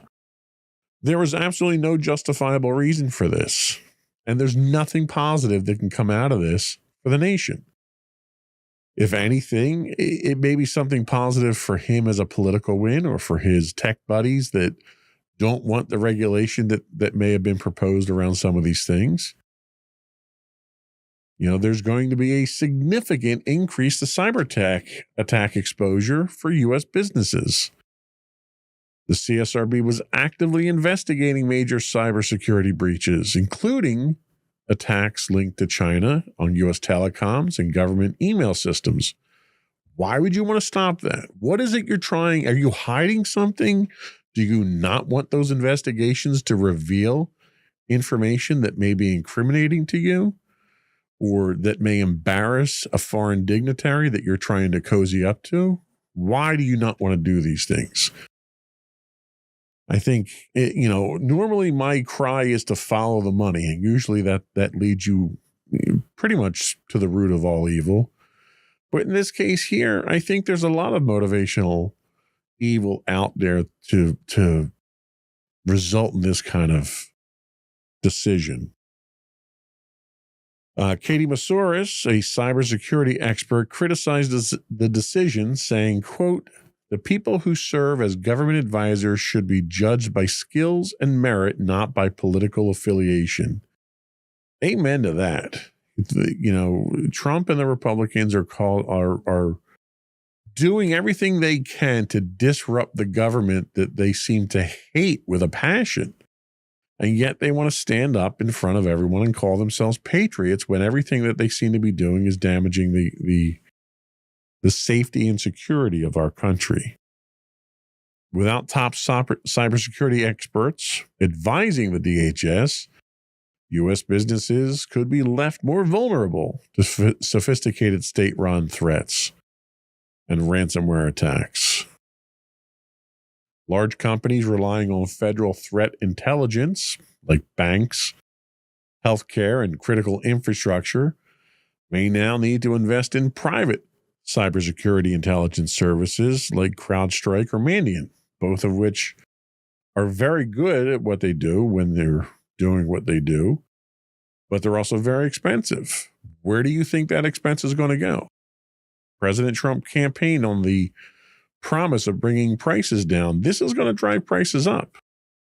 Prices to security providers, prices to businesses, to enterprises. Where do you think those costs are going to go? You think they're going to eat the cost? No, they're going to pass it all down to the consumer, which is going to cause everything to go up again. So how critical was the CSRB's work? A former member warned that, quote, "You can't stop what you don't understand," referencing the Salt Typhoon attacks that targeted critical infrastructure in the U.S. How true is that? They also investigated the Microsoft email breach linked to Chinese hackers in 2023. That report was widely praised for helping enterprises understand the vulnerabilities involved.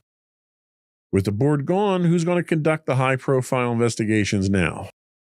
Nobody that's qualified from Trump's cabinet, that's for sure.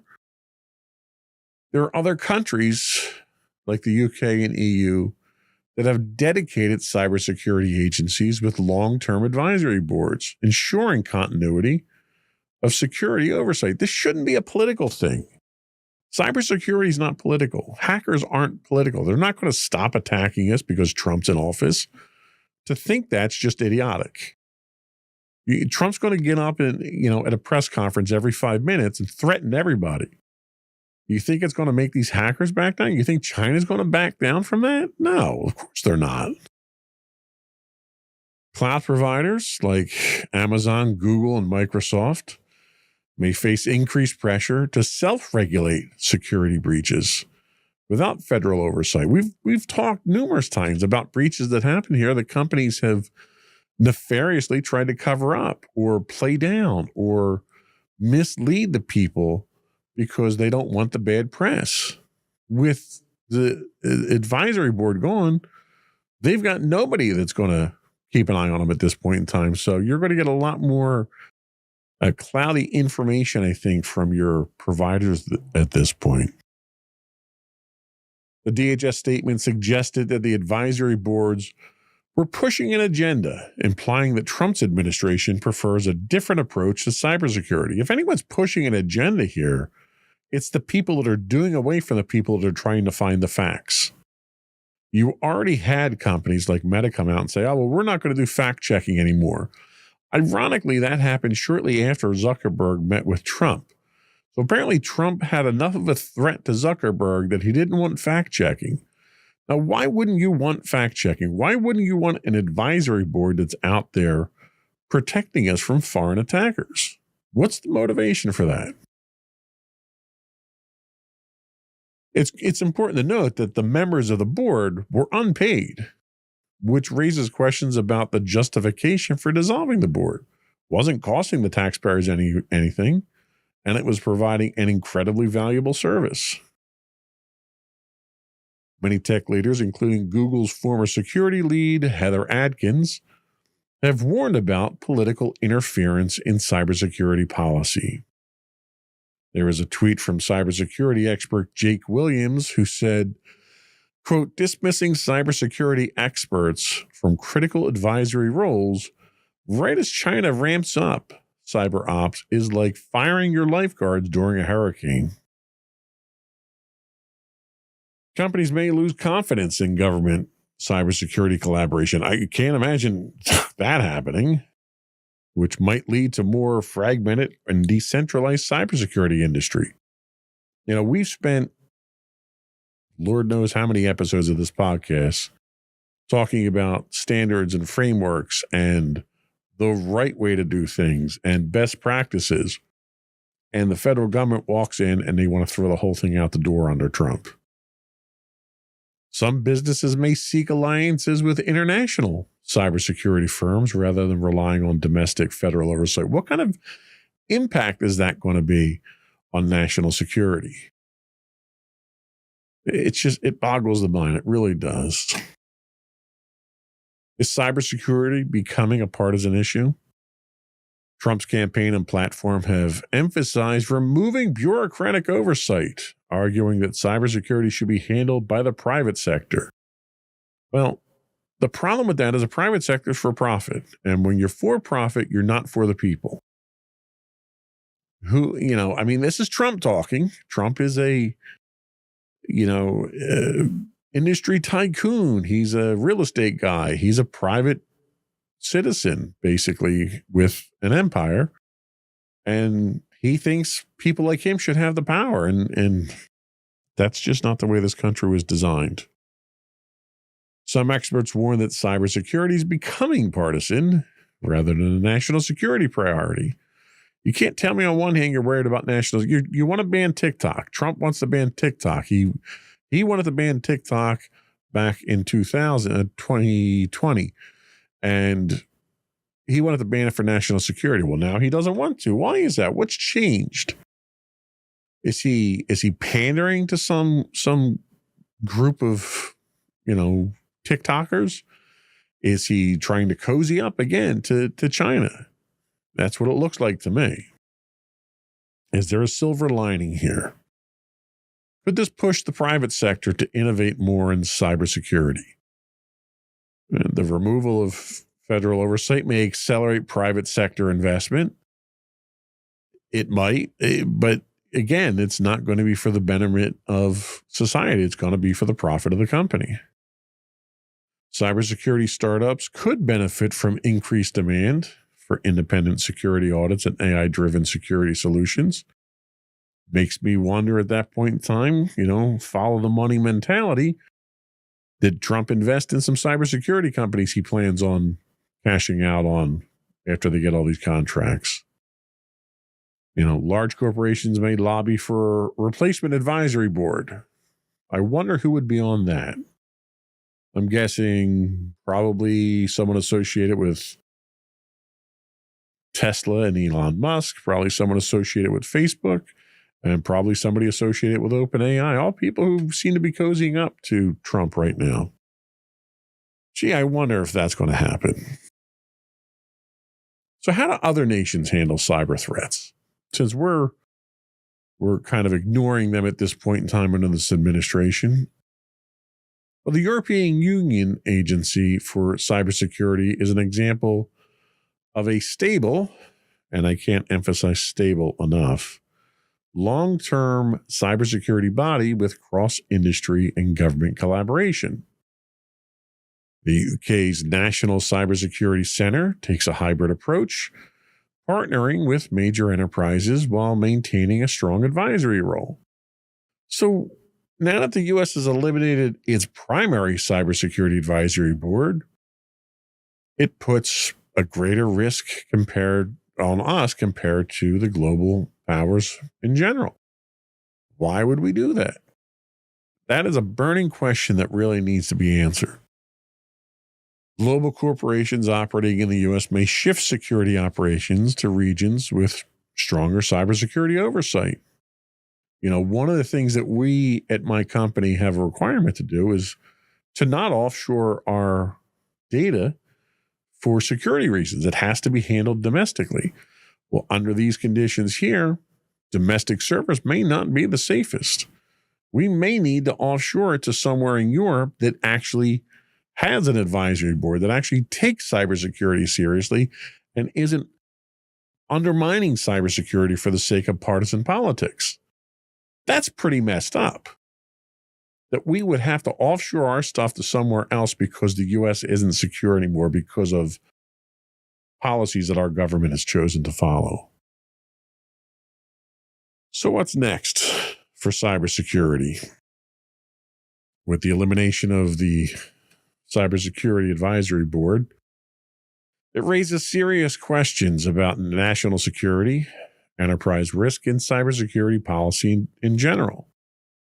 While the administration justifies the move as eliminating bureaucratic waste after they create a new government agency headed by two people, which doesn't seem very efficient at all, but okay.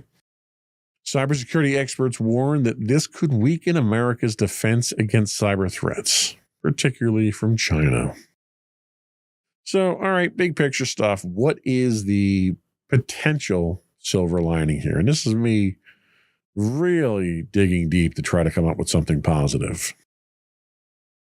So there's private sector innovation that may accelerate, leading to a boom in AI-driven threat detection. But since we're not regulating AI anymore, that boom in AI could turn around and really bite us and be the end of human civilization. So silver lining, enterprises may take a more proactive role in cybersecurity, leading to a more market-driven approach rather than government regulation. I, for one, can tell you that's not going to happen because the last 5 years or so that I've been dealing with CMMC for my company, the only thing that we've seen in the industry that has motivated anybody to do anything about cybersecurity has been pressure from the federal government. You take that pressure away, nobody's going to want to go through the expense of dealing with cybersecurity until they get bit, and then it's too late. So that's wishful thinking.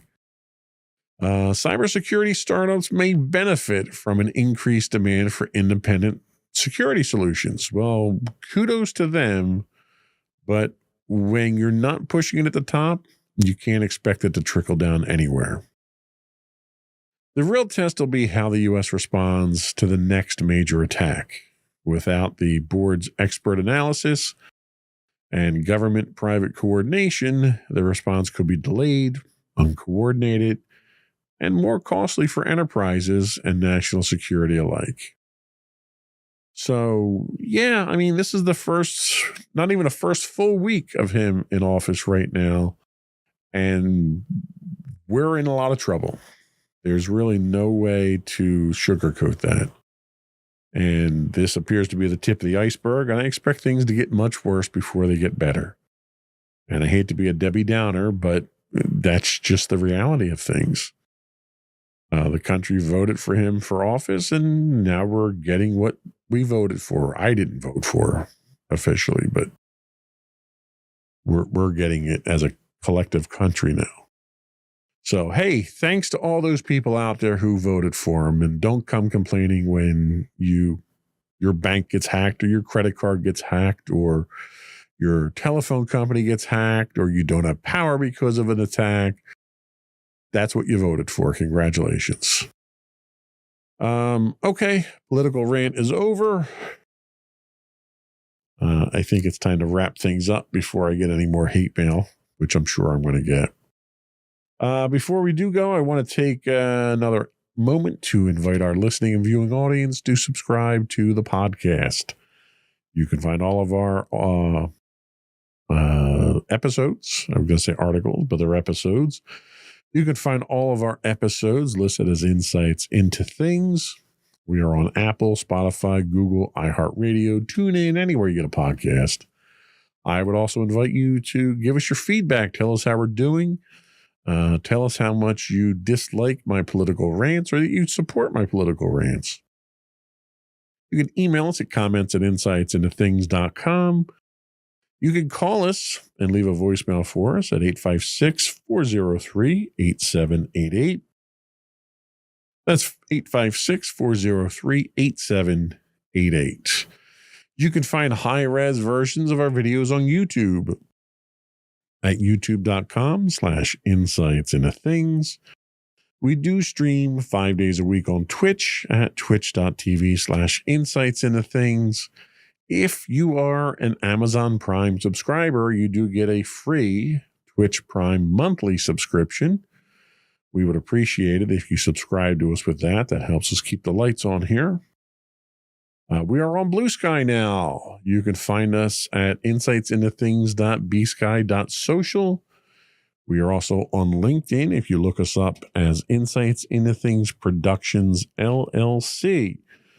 Otherwise, you can find links to all that and more on our website at www.insightsintothings.com. That's it. Another one in the books.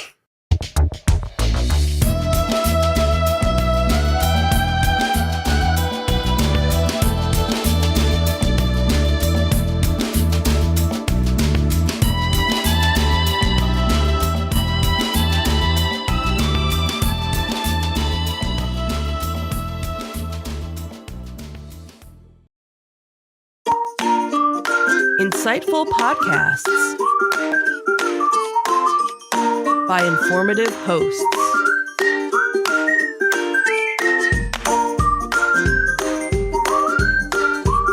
Insights into Things, a podcast network. Welcome to Insights into Technology, a podcast exploring the latest in computers, networking, home automation, mobile computing, and all things technology related. Our hosts will take a deeper dive into the latest and greatest in tech trends and give you the information you need to enable your tech-centric world.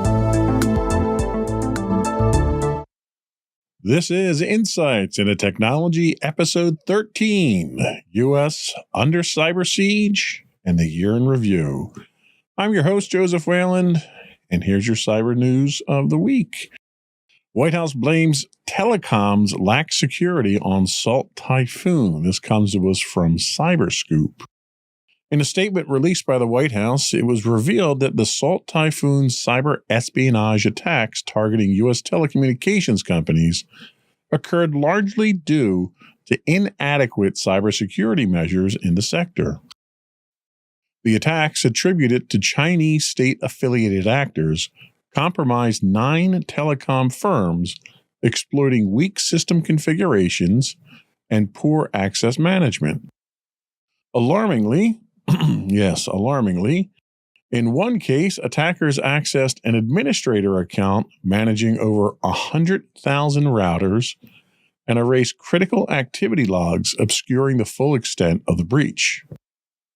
Ann Neuberger, Deputy National Security Advisor for Cyber and Emerging Technology, emphasized the pressing need for improved cybersecurity practices, including robust configuration management, vulnerability mitigation, and network segmentation.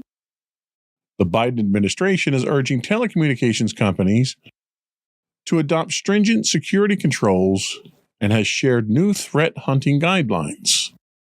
Comparisons with similar regulations in the UK and Australia highlight the potential for improved detection and mitigation of such attacks if stronger frameworks were in place. The hackers reportedly targeted individuals in Washington, D.C., including government officials, underscoring the espionage's strategic intent to gather intelligence for follow-up operations. So, the kicker here really is interesting. So the federal government is criticizing these telecommunications companies for not adhering to basic cybersecurity practices, when in fact it was the federal and local governments that forced the telecommunication companies themselves to basically put backdoors into their system to make wiretapping easier. And now you've got malicious actors who are utilizing those backdoors that the federal government forced them to put in. So this is kind of a case of the federal government making their own problems at this point in time. Cybersecurity as a competitive and strategic necessity is an absolute must. The fact that the federal government is getting involved at this point in time, it's a case of closing the barn door after the horse has gotten out. The hacks reveal the critical vulnerabilities in commercial telecommunications, some of which were mandated by the federal government. They highlight basic cybersecurity measures are often overlooked. And that's true in, I think, every company out there. And the problem that you run into is that security and convenience are mutually exclusive. The more security you impose, the less convenience you have.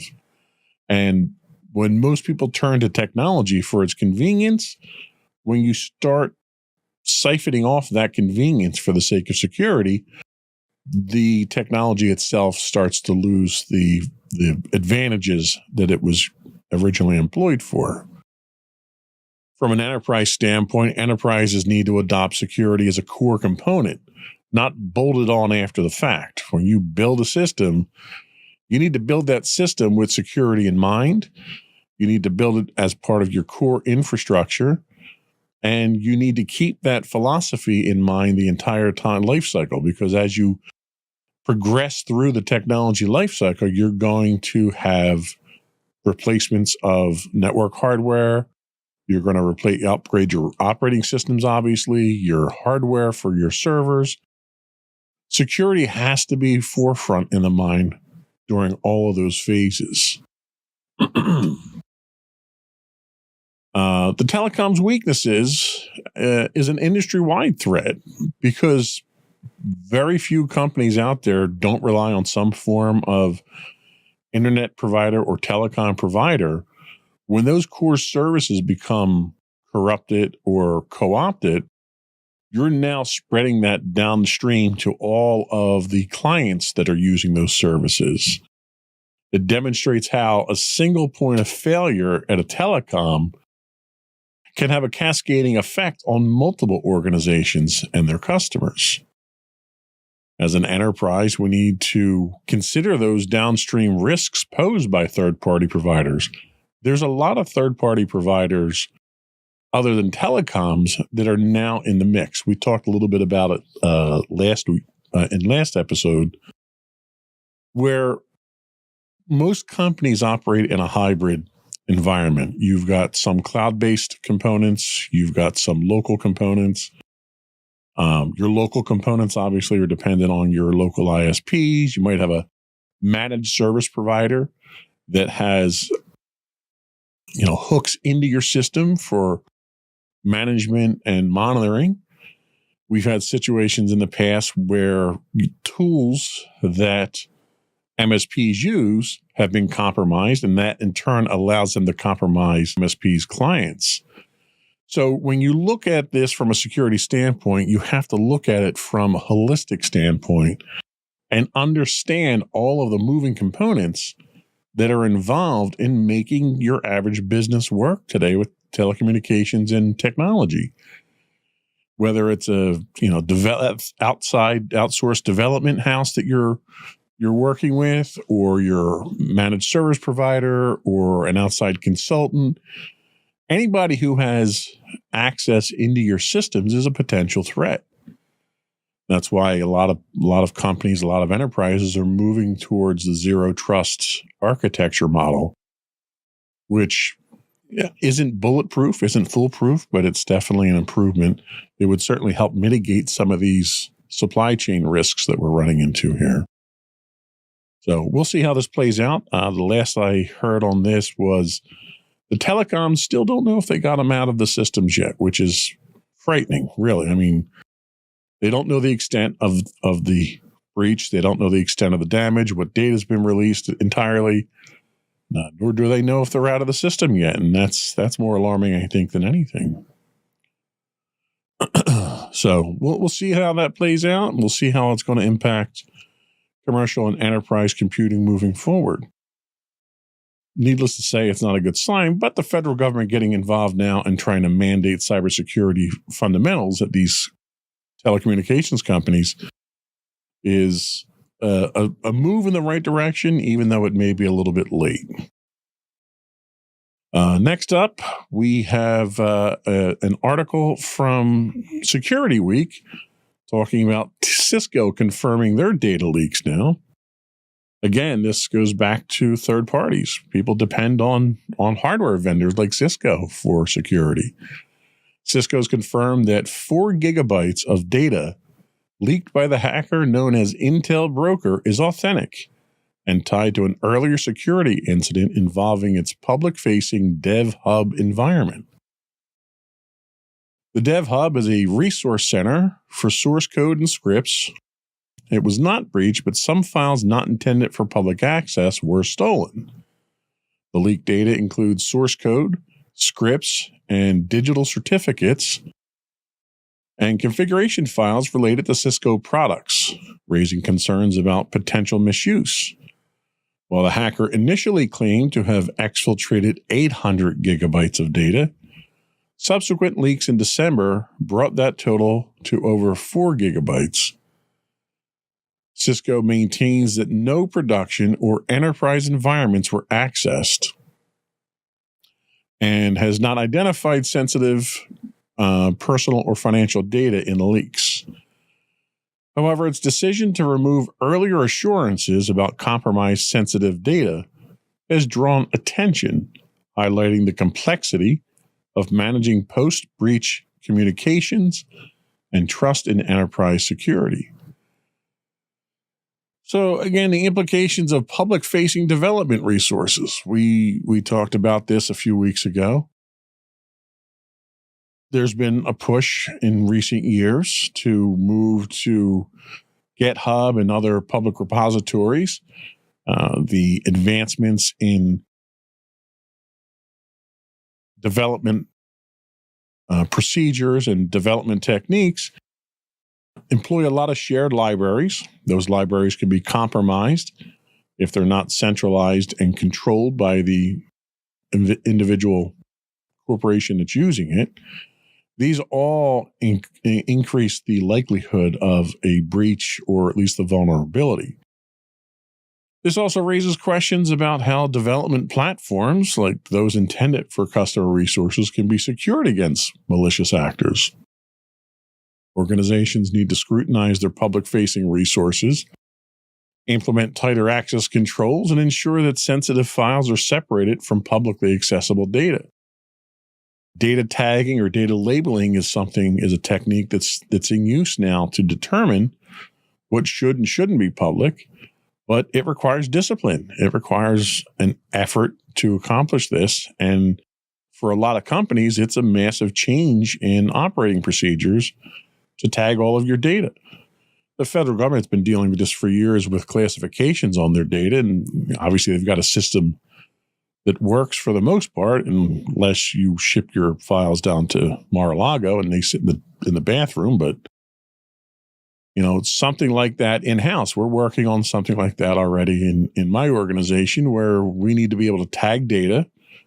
We need to be able to exercise on those tags so that certain data can be made public. And even internally, you need to restrict your data, right? You're going to have situations where some aspects of your user population doesn't need to have access to data.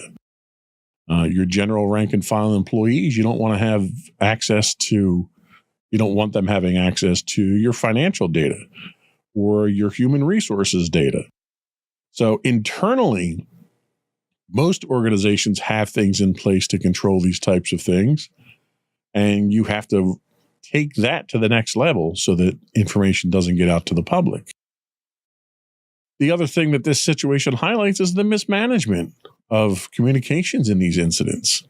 Cisco initially claimed that no sensitive data was compromised, but later removed those assurances. The evolution of this type of communication erodes trust among enterprises. Your customers are not going to trust you anymore. Your clients rely on transparency in communications. It minimizes exposure to them. If they know that their data has been compromised, they can take actions to mitigate it, or at least implement damage control. And when you start, pulling back on your statements, it's one thing to make a statement that's vague because your investigation is ongoing. It's another to make a very explicit statement with the purpose of reassuring your customers if you don't have the data to back that up. The absence of evidence of a breach or of a breach of a certain type of data does not mean that that data hasn't been breached. And that has to be with every statement that's out there. As of right now, no personal data has been breached. That's the first thing that you say. You have to manage expectations.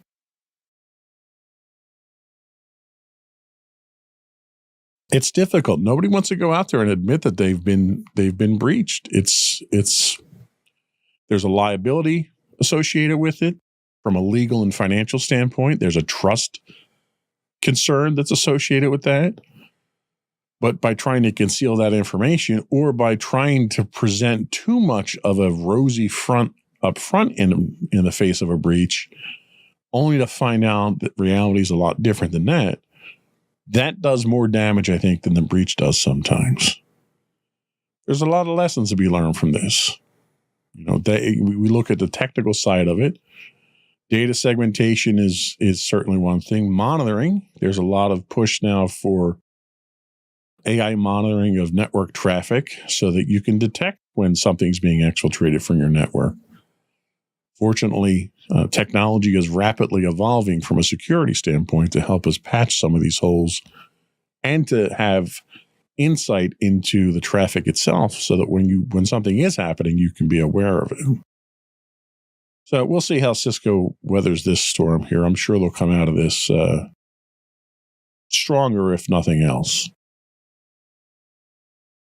But, they're Cisco. Nobody got, just like IBM, nobody got fired for picking IBM. Nobody got fired for picking Cisco. I think that rule still stands for the most part. Our next story comes to us from Reuters. They tell us that U.S. Treasury says Chinese hackers stole documents in, quote, major incident.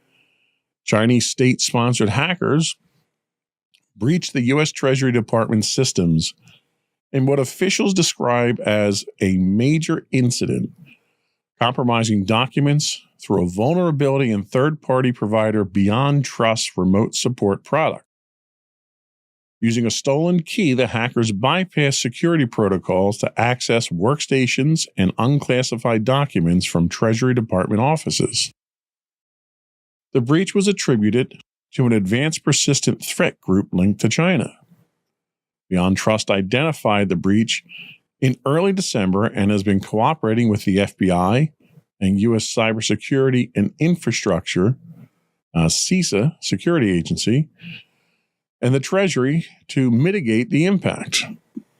China denied responsibility, dismissing the accusations as baseless. Cybersecurity experts noted the attack follows a pattern of exploiting trusted third-party services, a tactic increasingly favored by China-linked groups. BeyondTrust has since addressed the vulnerability and notified affected customers. The incident highlights the growing risk of supply chain vulnerabilities and the importance of securing third-party services in critical government and enterprise infrastructure. So again, we look at supply chain infrastructure here. This is another situation where you're dependent on an outside company, and that company basically disappoints you and falls down on the job. The vulnerability of third-party service providers has to be a concern. You don't have much control over their vulnerabilities, but you need to be aware of what those vulnerabilities could potentially be.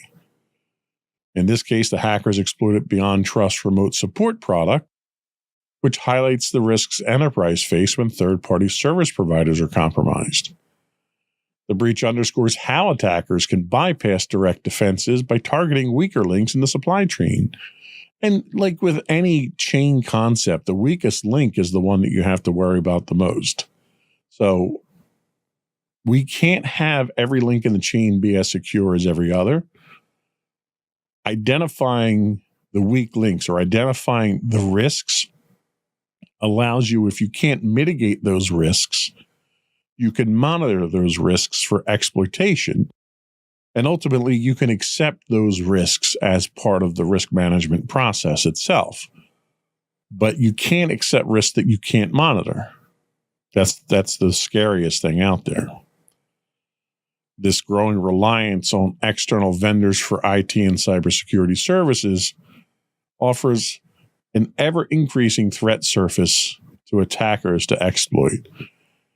Everyone was concerned years ago about putting all your eggs in one basket and dropping everything into a single provider or hosting yourself. In a way, while that makes you more vulnerable to catastrophic failures, it also allowed you to at least have a single point to monitor and know when things were going on. Now, so many of our services are spread out over so many different providers, none of which you have control over, and all of which seem to adhere to different security practices. And even when you find a provider that adheres to security practices that adhere or coalesce with your security concerns, that isn't a constant state of security there because of staff overturn and technology migrations and so forth.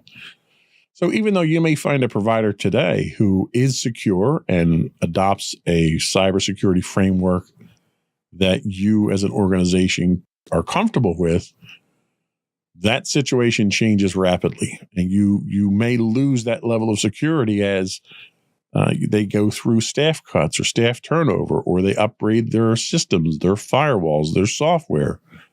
New threats are introduced, and it's got to be a situation of constant vigilance. In this case here, an exploitation of privileged access happened. Something like that should never happen. You should always be following least privileged access premises and philosophies to minimize that type of thing. The other issue we run into is because these state-sponsored attacks are so well funded and so well organized, it's very difficult for a single IT organization or your provider to monitor, mitigate, and defend against these things. They just don't have the same resources to. This is where I rail against unfunded mandates from the government all the time. I think the federal government needs to be stepping in to provide some level of security on a national level here. It's getting to the point where we're literally under cyber siege at this point in time. We are a pilgrim in an unholy land when we have so many adversaries that are trying to attack us, and the federal government just wants to basically dictate how we should deal with it, and are spending not nearly as much in the way of resources to providing it. Everyone criticizes China for having the Great Firewall of China. The United States is getting to the point where we're going to need to do something like that to protect our critical infrastructure. I think it's going to irk a lot of people by jeopardizing your net neutralities and your freedoms and things along those lines. And it's true, it will. But sometimes the only way to protect it's either that or you don't protect yourself. You either assume you're going to get attacked or you protect yourself, and that protection takes away some of the rights that you enjoy now. There isn't really much of a compromise that can happen there. We'll see how the federal government decides to move forward with that. We're going to take a quick break here. Before we do, let's real quick invite our listening and viewing audience to subscribe to the podcast. You can find audio and video versions of all the network's podcasts listed as Insights into Things pretty much anywhere you get a podcast these days. Apple, Spotify, Google, Stitcher, not Stitcher, Stitcher's out, Amazon, Buzzsprout. I would also invite you to write in, give us your feedback, tell us how we're doing. Are there topics you want us to cover? Do you just have comments on some of the stories that we've done here? You can email comments at insightsintothings.com. You can find us on X at X, I guess it's x.com/insights_things. You can also call in, leave us a voicemail. We'll get your message on the next available podcast if possible. Our number is 856-403-8788. That's 856-403-8788. You can also find all of our links, our contact links, on our website at www.insightsintothings.com. We'll be right back. Are you tired of your favorite gaming podcast finishing with a play? Oh no! Well, check out No Credits Rolled, where we play the games but rarely finish them. How's it going, folks? I'm Sam Whalen, your friendly host at No Credits Rolled, the ultimate gaming podcast, where we dish out the latest scoops and reviews on all your beloved video games. Hey, listen! Not only that, but we spice things up with some guest interviews and even give you, yes, you, a chance to have your say. Tune in every other week for a fresh dose of No Credits Rolled, available on all major podcast platforms, and hit us up on social media at No Credits Rolled. So why wait? Let's dive into the gaming world together, where finishing games is optional, but the fun is guaranteed.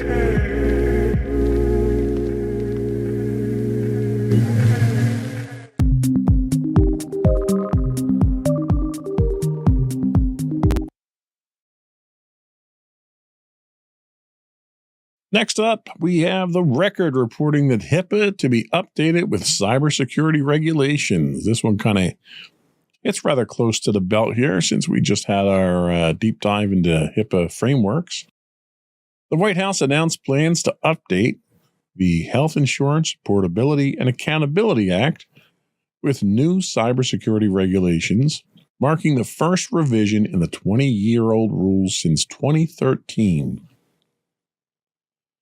These changes aim to enhance the security of healthcare by requiring measures like data encryption to prevent breaches and mitigate potential risks to patients. Deputy National Security Advisor Ann Neuberger highlighted the urgency of these updates, citing citing the rising frequency and severity of healthcare data breaches, including ransomware attacks on major institutions like Change Healthcare and Ascension Hospital Network, which exposed sensitive data and caused significant financial and operational disruptions.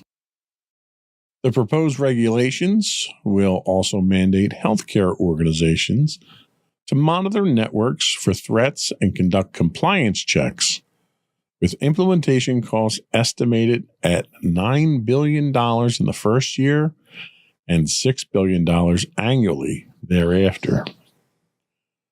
Backed by Congress, this effort seeks to address an alarming 89% increase in large-scale breaches since 2019, emphasizing the critical need for stronger safeguards to protect patient data and prevent disruptions to essential healthcare services.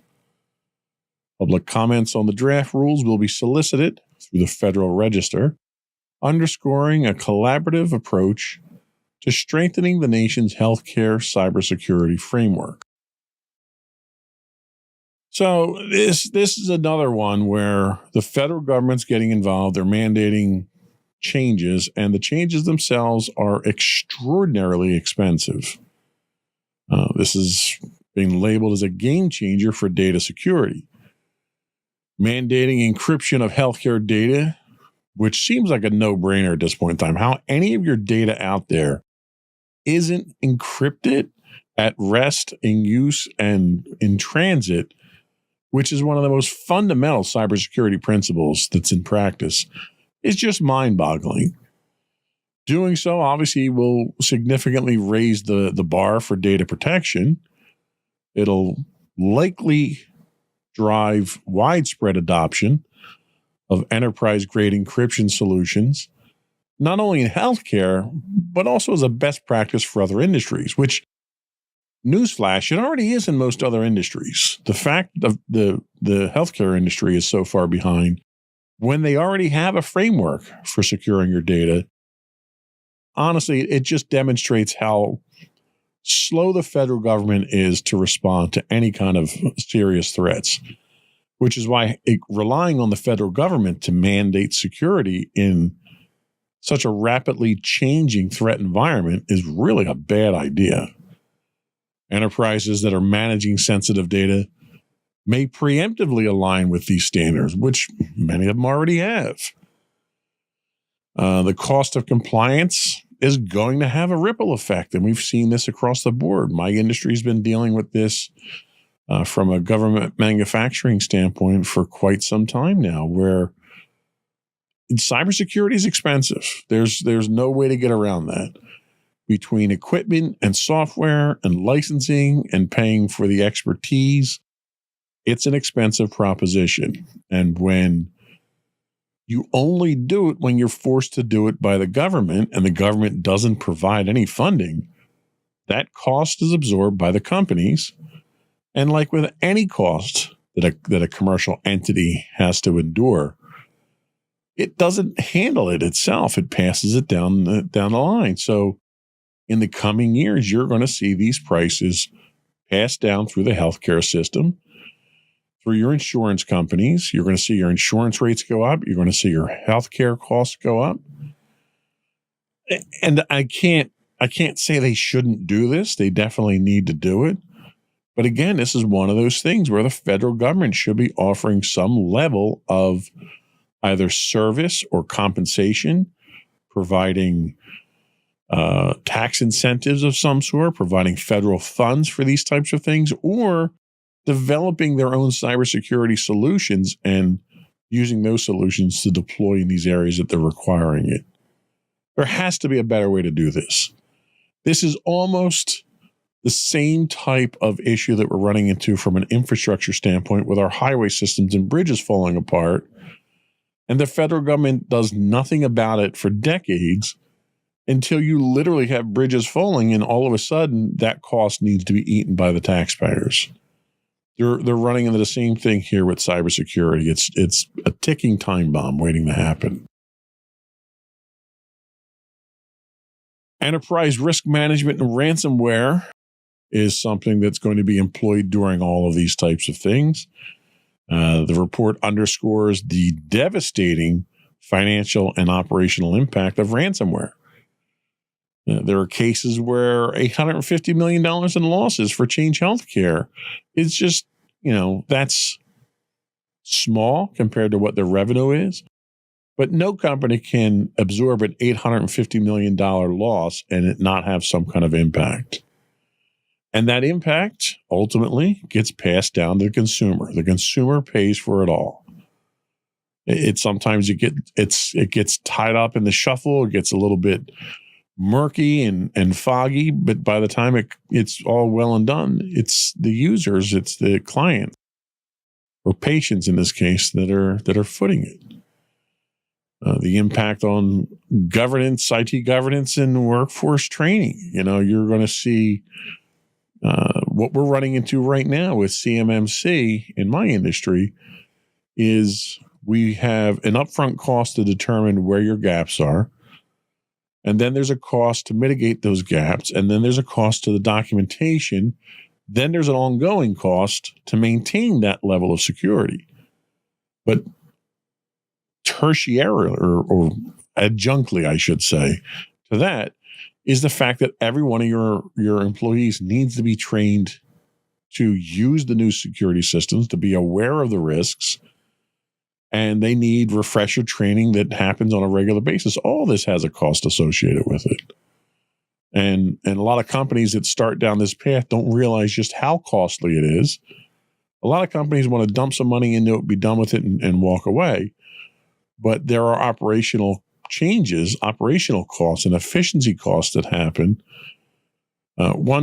Just give an example for CMMC. So a company that handles controlled unclassified information, which is basically information that's generated that needs to be protected. For my company to protect that information, we use a third-party source for that provides us with a secure enclave. So users that previously would work on a job, we would get drawings on a job, that those drawings would be maybe printed out or dropped on a plotter or whatever, and tacked against a board on the wall that people would reference or engineers would reference. Well, with the requirements that I have now, I can't print the document. I can't have a hard copy of it.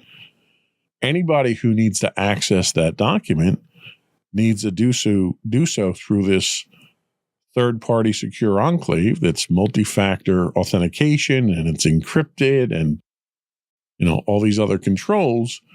So I have a limited number of licensing that I can deploy that to, but I have a number of users that have to touch the document, maybe 5 times the number of licenses that I have, and I have to accommodate that with additional licensing. Everything, just a consultation on one aspect of a drawing now becomes a very long, drawn-out affair to do it securely. Now, I'm not saying we shouldn't do it securely, but organizations that move to these secure practices need to understand the impact. It's not just a matter of your data sits on a server and it's encrypted and that's secure. Everything from how you generate the data to how you edit it to how you consume it completely changes when you're talking about securing that environment. And a lot of companies don't understand that.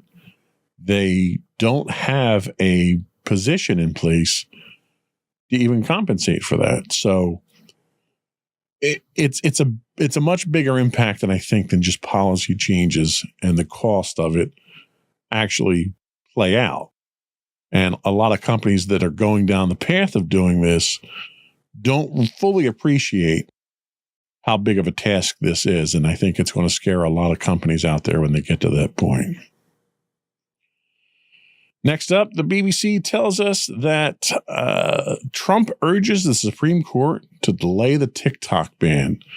Now, before I get into the nitty-gritty of Trump's not wanting the TikTok ban to go through, it's important to note that it was Trump who was the first one to propose that TikTok be banned and actually wound up enacting a executive order along those lines, which was then fought in court and eventually rescinded by the Biden administration. And Trump's reason for it was for national security. So he's coming back into office now, and he wants the ban delayed. You know, you have to ask yourself, why would you want it delayed now when you've been pushing for it for 8 years, better part of 8 years now? The devil's in the detail. President-elect Trump has asked the U.S. Supreme Court to delay a looming ban on TikTok, seeking time to resolve the issue through political means after he takes office. The Supreme Court is set to hear arguments on January 10th about a law requiring TikTok's Chinese owner ByteDance to divest the platform to a U.S.-based company or face a nationwide ban starting January 19th, the day before inauguration.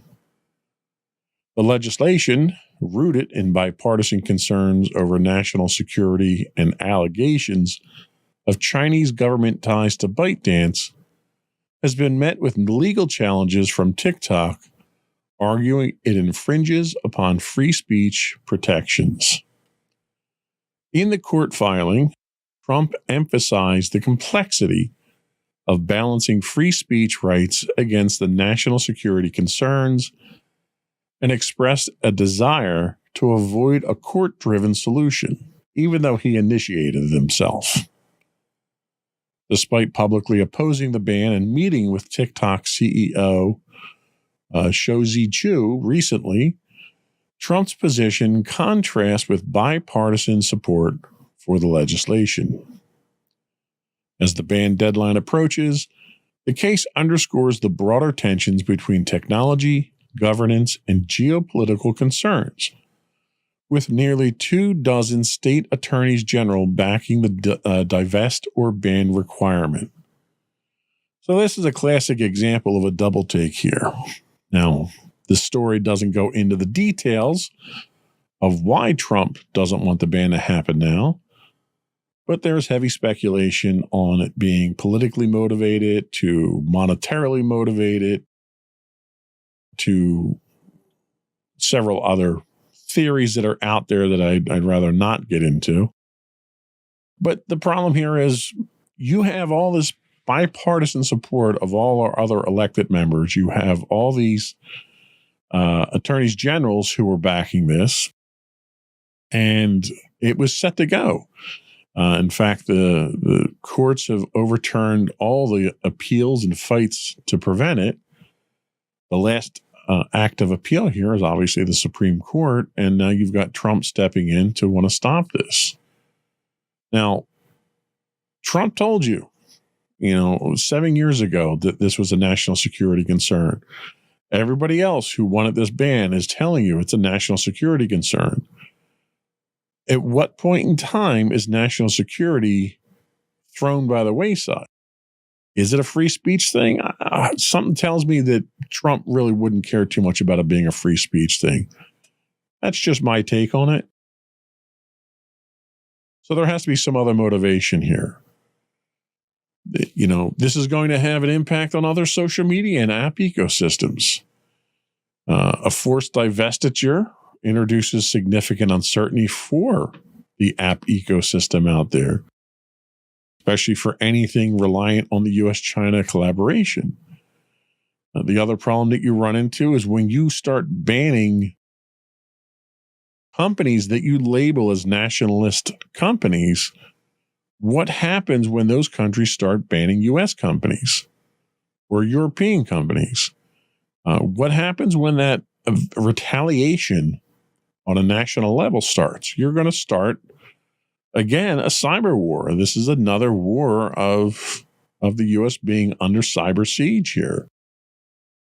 I think sometimes our politicians propose legislation for the sake of making headlines and pushing their own agendas without really thinking things through. They're really not probably the most qualified people to be making decisions like this from a technology standpoint, and it sets a very dangerous precedent.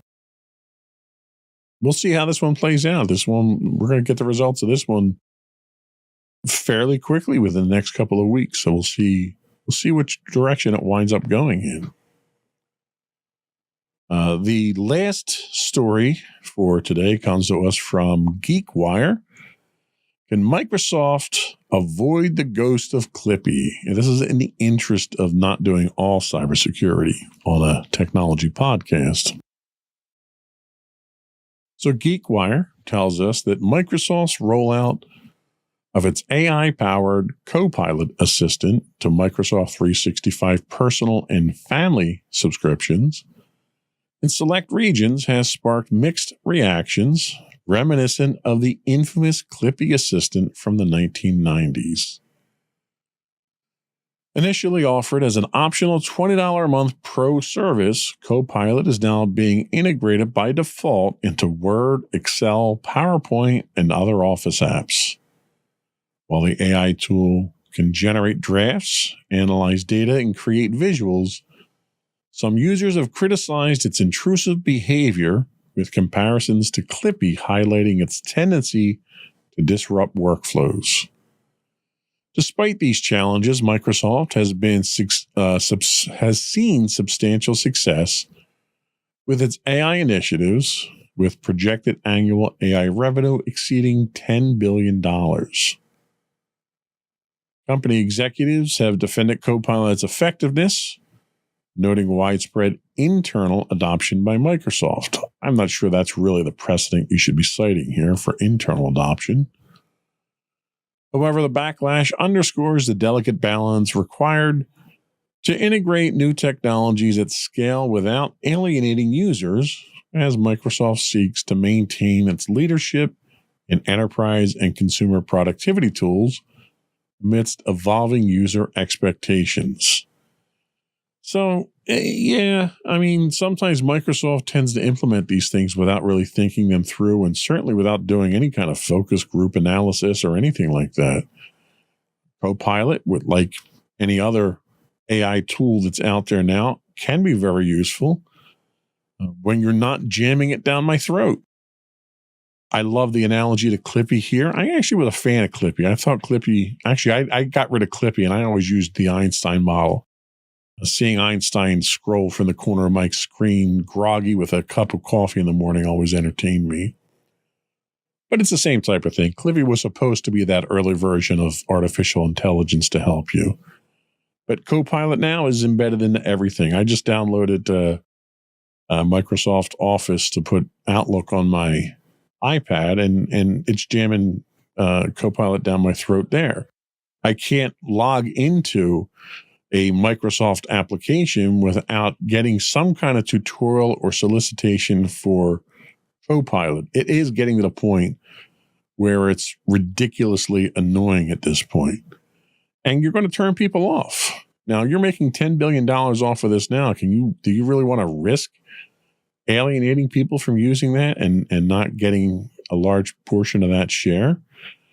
You know, and it's not just about making money. It's about making the user experience, or at least it should be about making the user experience better. I think Microsoft they lost that sight of that a long time ago. We'll see where this winds up. I don't see Microsoft letting up on the propaganda machine for Copilot anytime soon. They just have too much money invested in it. They're in the process now of trying to divorce themselves from OpenAI because of the controversy there. And they're looking to build out their own in-house AI. So this, if anything, this is going to get worse before it gets any better. That's just my take on it. But I think this is going to be a big issue in the coming year. We're going to take our last break. And when we come back, we're going to take a look at the top technology and computing trends and issues of 2024. We're actually going to take a break from our deep dive. We have one more deep dive session into our frameworks to do our our year in review. We'll be right back. Insights into Entertainment, a podcast series taking a deeper look into entertainment and media. Our husband and wife team of pop culture fanatics are exploring all things from music and movies to television and fandom. We'll look at the interesting and obscure entertainment news of the week. We'll talk about theme park and pop culture news. We'll give you the latest and greatest on pop culture conventions. We'll give you a deep dive into Disney, Star Wars, and much more.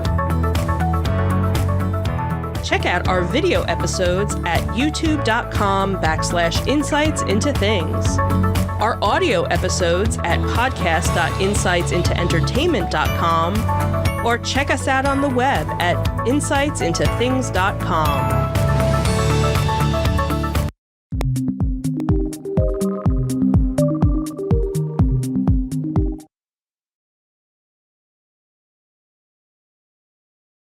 In 2024, the technology and computing sectors experienced significant advancements and challenges that shaped the industry's landscape. We're going to talk about, I've got 5 stories and I've got 5 honorable mentions. We'll see how long we go with this. So the first thing up is advancements in quantum computing. Some of these we actually covered on the podcast itself. We did talk about Google unveiling its new quantum chip Willow, capable of solving complex problems at unprecedented speeds, highlighting the transformative potential of quantum computing. Now, when we covered this, the one concern that I had was that all of the benchmarks that they were judging their performance on were homegrown benchmarks, and they took the performance increase that they had, and they kind of muddied the waters with it when they tried to pitch it as proof that there are multiple universes, because it performed a task that was so complex that it would have taken longer than our universe existed in order to complete. That's kind of a stretch there. I think they were really just trying to grab headlines. Quantum computing, no doubt, has come a long way. It has a very long way to go. I don't think 2025 is going to be the year of quantum computing. The technology is a little too far off from that, but I could be wrong. The next up was AI integration in consumer appliances. Microsoft tested the integration of its Copilot AI assistant into Microsoft 365 Personal and Family. We just talked about that. They're aiming to enhance user productivity across applications like Word, Excel, and PowerPoint.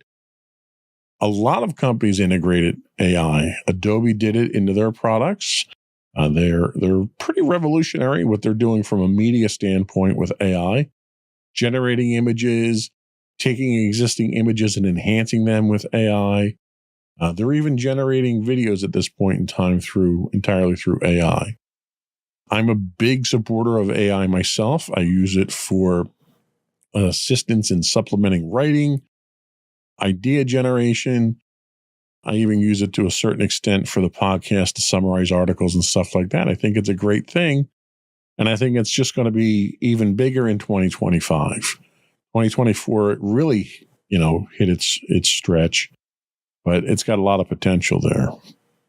Some of the breakthroughs in generative AI models achieved remarkable feats, outperforming experts in various tasks from medical diagnostics to weather forecasting, demonstrating AI's expanding role across different sectors. The fact that it's gone from just being a chatbot to standing up next to legitimate subject matter experts, I think, has been incredibly impressive. The other thing that we saw a lot of were cybersecurity breaches in government agencies. The government that is mandating cybersecurity for all of the industries that it does business with seems to be exceptionally fragile and susceptible to cyber attacks. The U.S. Treasury Department just reported recently significant security incidents involving Chinese state-sponsored hacks that underscore the persistent threats to national security. And then, when we look from an industry standpoint, we look at Intel, who, by all accounts, have suffered their worst year since their IPO in 1971. Intel's market value plunged 61% in 2024, marking its worst performance since going public in 71, while rival chipmaker Broadcom saw shares surge 111% on AI advances. Broadcom is now valued at $1.1 trillion, leveraging its custom XPU chips and networking gear from major cloud providers, including Google, helping companies build AI infrastructure. So again, AI is having an impact not just from a usability standpoint, but from manufacturing and from hosting and, so many different other areas. NVIDIA is another company that has benefited tremendously. Its chips are powering a lot of AI solutions that are out there right now. So there's a lot of stuff going on with that. Apple has run into its own challenges with its product launches. Apple faced hurdles with its Vision Pro headset, which, at $3,500, it's a very hard sell for people to get into. Apple tried to get into AI, and they kind of flubbed that. They've trickled out their AI solutions, not wanting to call it artificial intelligence. They named it Apple Intelligence. Well, when you implement an AI solution, you do it worse than everybody else who has, and then you refuse to call it what it is, and you want to label Apple Intelligence, you can't help but look bad. Consumer reception did not meet expectations for any of these things, and the company has to reassess its strategies with its emerging technologies. I heard rumor that they're coming out with potentially new wearables, a fitness ring, goggles. I think Apple's having a very difficult time trying to find its niche moving forward right now, which is very unusual for Apple. Our debate over TikTok, TikTok's future in the U.S., that's going to be resolved soon, but that's been an ongoing concern for quite some time now. Political discussions have intensified regarding the ban, implications for data privacy and national security, despite the fact that nobody still produced a single ounce of evidence to suggest any of these things. We talked about regulatory developments in cybersecurity. CMMC 2.0 just officially released December 16th. That's in effect now. We just talked about today the federal government making changes to the HIPAA framework for cybersecurity now. So I think the federal government, even though they seem to be victims more than they are partners in cybersecurity at this point in time, they recognize the difference, the dangers. And they're coming to the table a little bit late with a lot of the things that they are trying to do. And I think the transition to another administration is not going to help that moving forward at all. The other thing that we haven't had a chance to talk about here all that much is the expansion of edge computing and Internet of Things. The proliferation, say that 5 times, of Internet of Things tech devices and the need for real-time data processing fueled the growth in edge computing. The trend enables faster decision-making and reduces latency by processing data closer to the source. I see this with, I'm a big fan. I've got 2 different camera systems at home here because I'm kind of paranoid. But my Wyze cams, just seeing how the technology for facial recognition and package recognition has increased significantly with the increase with AI, and the devices themselves don't typically have the computing power to handle that. So the edge computing that's been put in place now to handle that has been a significant improvement. And, cybersecurity in general, the data breaches that we've run into.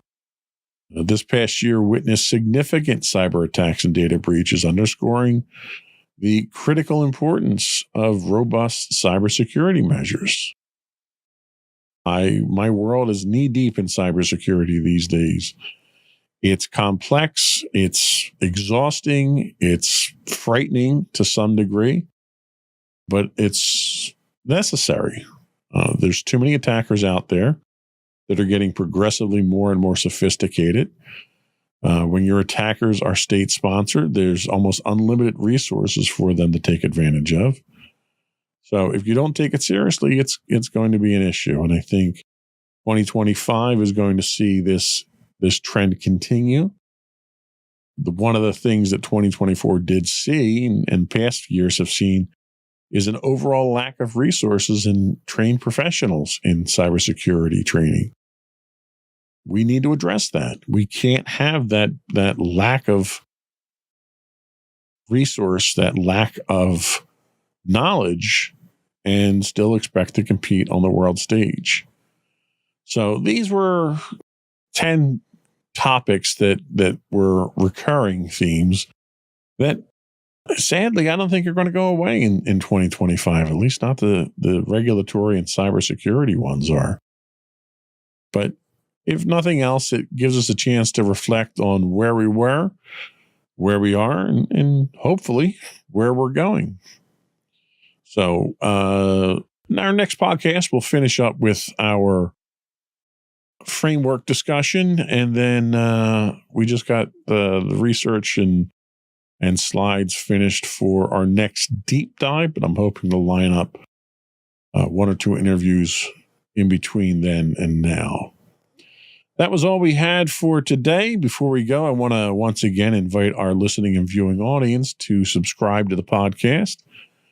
You can find audio and video versions of all the network's podcasts listed as Insights into Things. We're on Apple, Spotify, Google, iHeartRadio, TuneIn, anywhere you get a podcast. We would also invite you to give us your feedback. You can write in or call in. You can email us at comments@insightsintothings.com. You can call us, leave a voicemail for us. We'll try to get you on the next available podcast. You can reach us at 856-403-8788. That's 856-403-8788. We also do stream 5 days a week on Twitch at twitch.tv/insightsintothings. If you are a Amazon Prime subscriber, you do get a free monthly Twitch Prime subscription. If you threw that our way, we'd greatly appreciate it. It helps us keep the lights on. You can find us on Facebook at facebook.com/insightsintothingspodcast. Or you can find links to all that and more on our official website at www.insightsintothings.com. That's it. Another one in the books.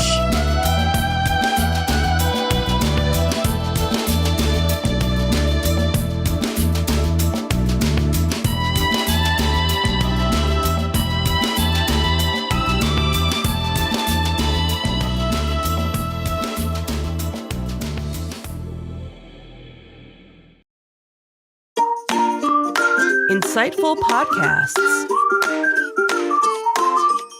by informative hosts.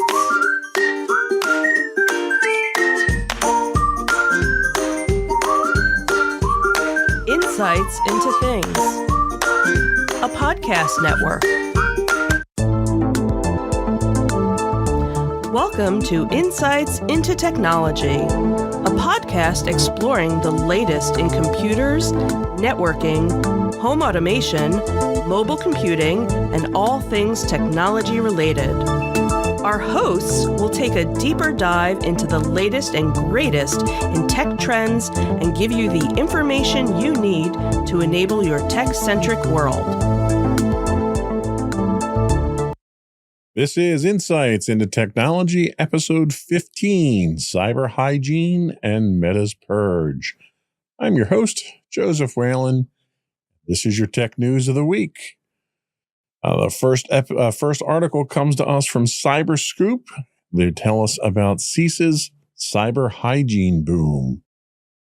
The Cybersecurity and Infrastructure Security Agency, or CISA, has reported a significant 201% increase in enrollment for its cyber hygiene service among critical infrastructure organizations over 2 years, with the communications sector leading the charge at 300%.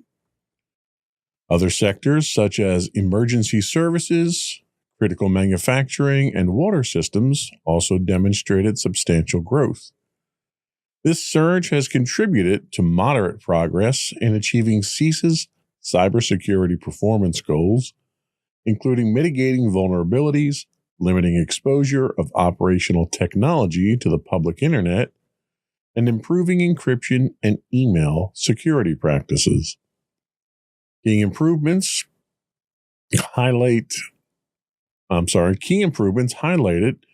include a 50% drop in critical exploited vulnerabilities and a reduction in the time taken to resolve secure socket layer vulnerabilities from 200 days to under 50.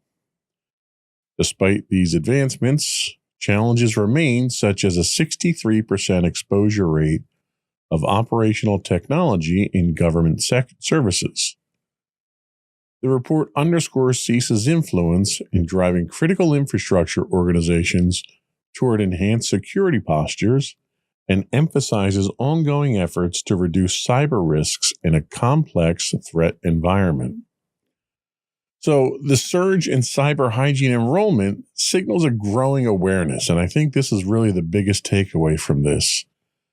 The 201% increase in the program enrollment reflects a growing recognition of the need for proactive cybersecurity measures among organizations. And really, when it comes to cybersecurity, awareness is usually probably the first number one priority.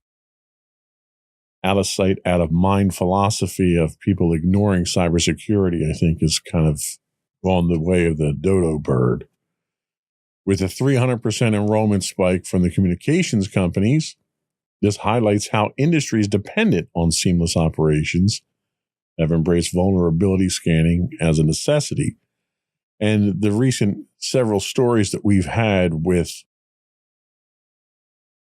the telecom industry and the security compromises they've experienced is a great example of that. Moving more in the direction of cyber hygiene awareness in those industries, I think, is going to be a major plus. The increased adoption of government-led cybersecurity services is helping to reshape private sector confidence in collaborative security efforts. Businesses rely on public and private partnerships for securing digital operations. The frameworks that we've been talking about for the last few episodes are a great example of that. A lot of these frameworks are being pushed by government agencies or endorsed by them. And the adoption of those frameworks with the cooperation of commercial and enterprise environments is really the direction that we all need to go to ensure proper cybersecurity. This may also bring performance improvements in critical infrastructure. Progress is key in key cybersecurity performance goals, including the 50% reduction in critical vulnerabilities and faster remediation of SSL flaws.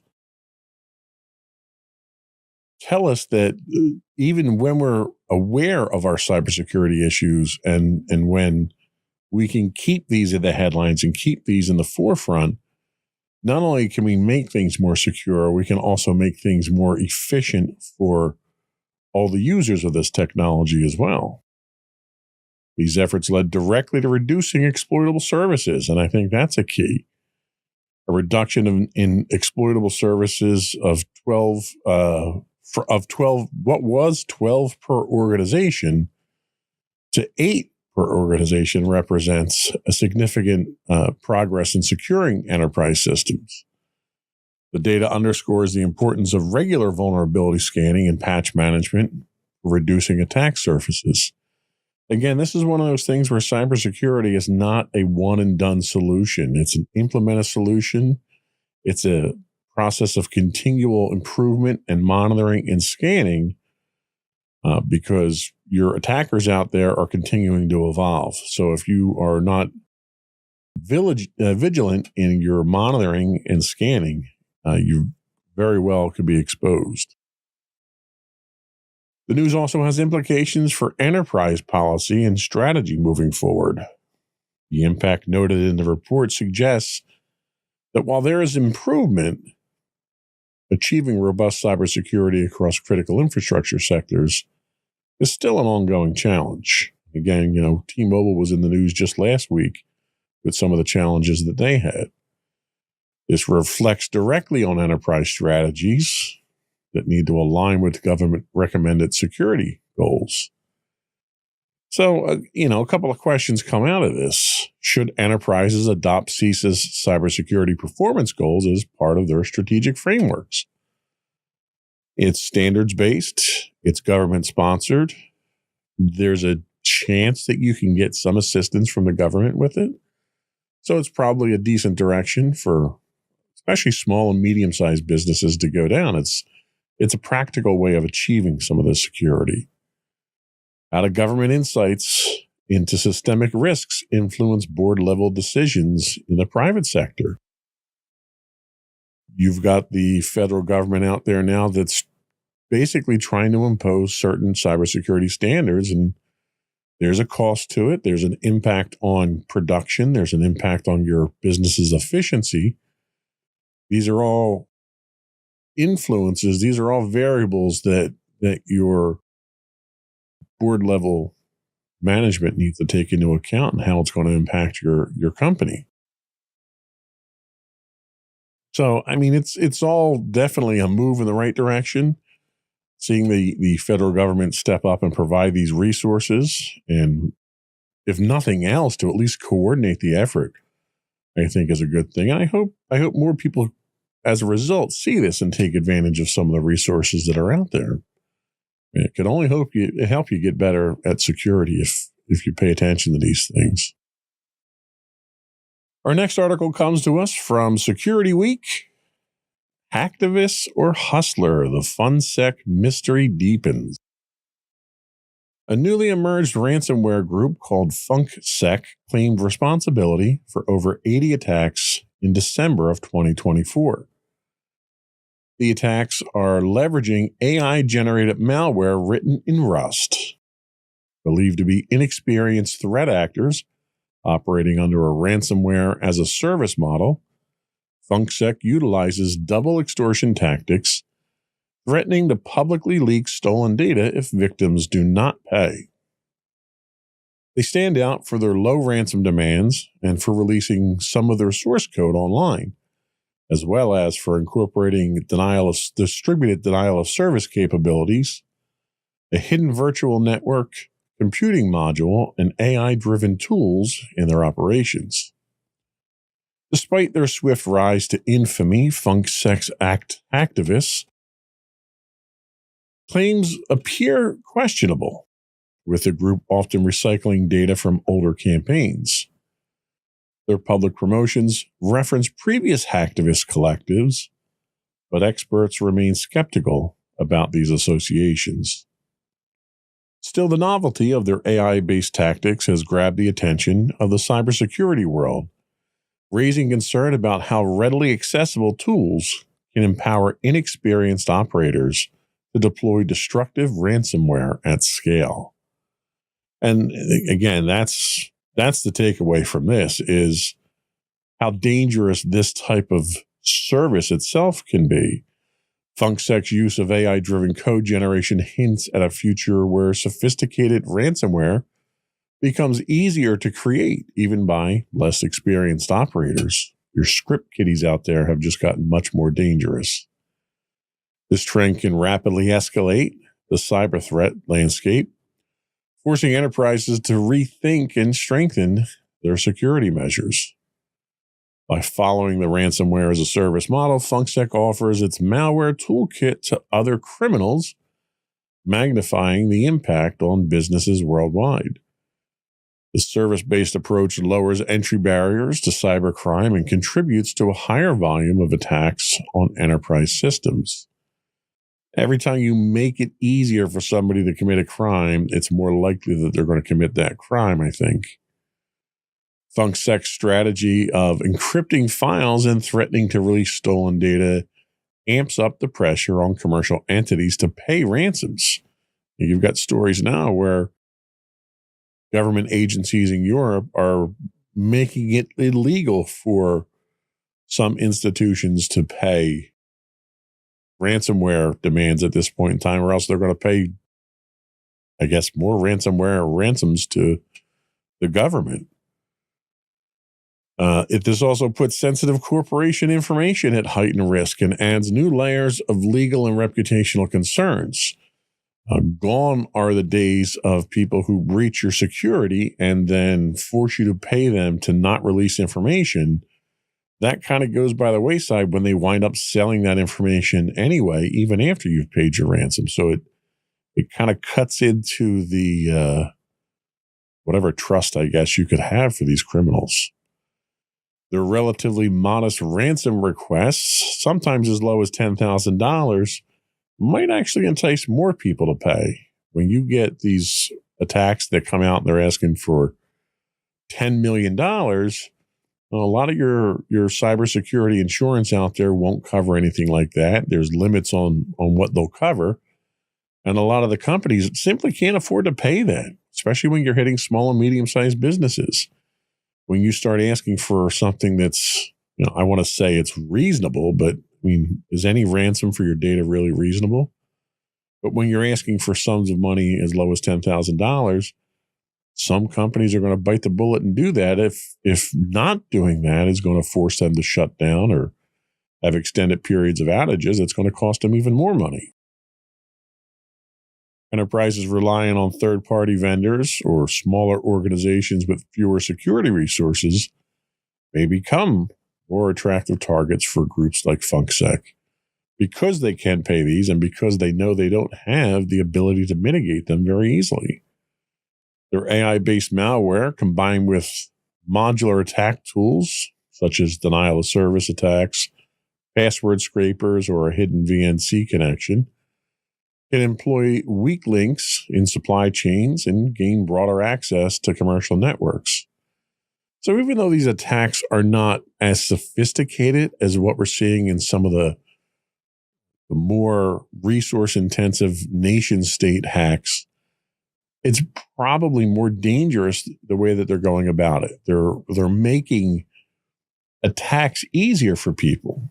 And if we've seen anything over the last 5 to 10 years, it's that there's money to be made in malware. And if there's money to be made, somebody's going to figure out how to do it. And you're going to see your attacks continue. And unfortunately, that's just the nature of the beast. I don't think we have much choice but to deal with it at this point in time.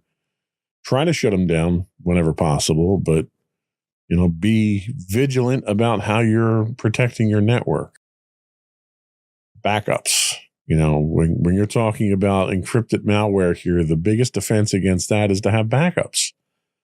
A lot of small companies can't afford a robust backup and disaster recovery solution. And as a result, when their data or their networks are compromised, they're completely at the mercy of these hackers.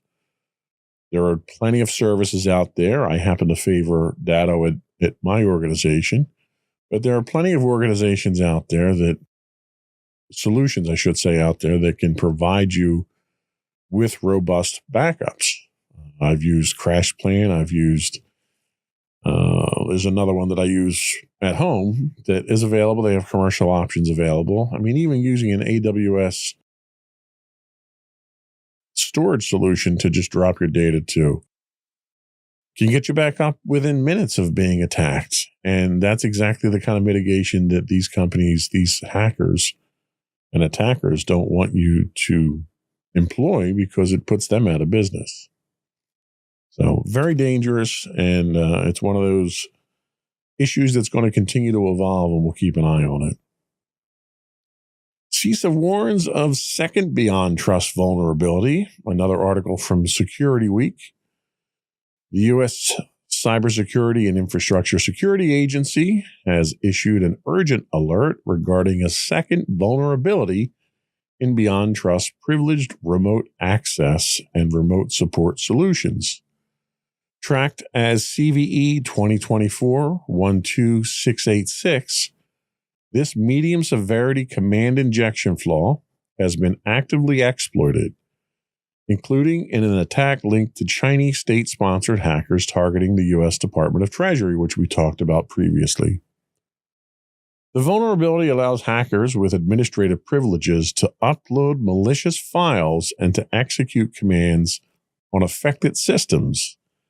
This follows the December discovery of another critical zero-day vulnerability, CVE 2024-12356, also exploited in the wild. CISA has mandated federal agencies to patch the vulnerabilities by February 3rd under Binding Operational Directive 22-01, urging other organizations to act swiftly. Beyond Trust investigation revealed that these exploits are part of a larger campaign involving compromised API keys. The attacks highlight the growing sophistication of state-sponsored cyber threats, emphasizing the need for robust security measures across public and private sectors. So this warning signifies an increase in the risk for enterprise systems. The active exploitation and vulnerabilities like these underscore the risks associated with privileged access management tools, which for small and medium-sized businesses, you can't get away from because that's how you're going to manage your network or how your MSP, your managed service provider, is going to manage their clients' networks. These are tools that are critical to enterprise IT. The potential for attackers to gain administrative control highlights a vulnerability in widely used enterprise solutions. This is also yet another example of state-sponsored threats targeting key institutions. Chinese hackers are targeting sensitive offices within the U.S. Treasury, demonstrates how such vulnerabilities are exploited not only for financial gain, but also as part of a geopolitical cyber campaign. I mean, the title of last week's show was U.S. Under Cyber Siege, and I really think that's the case here. China has severely amped up their efforts to penetrate our networks and exfiltrate data on our networks.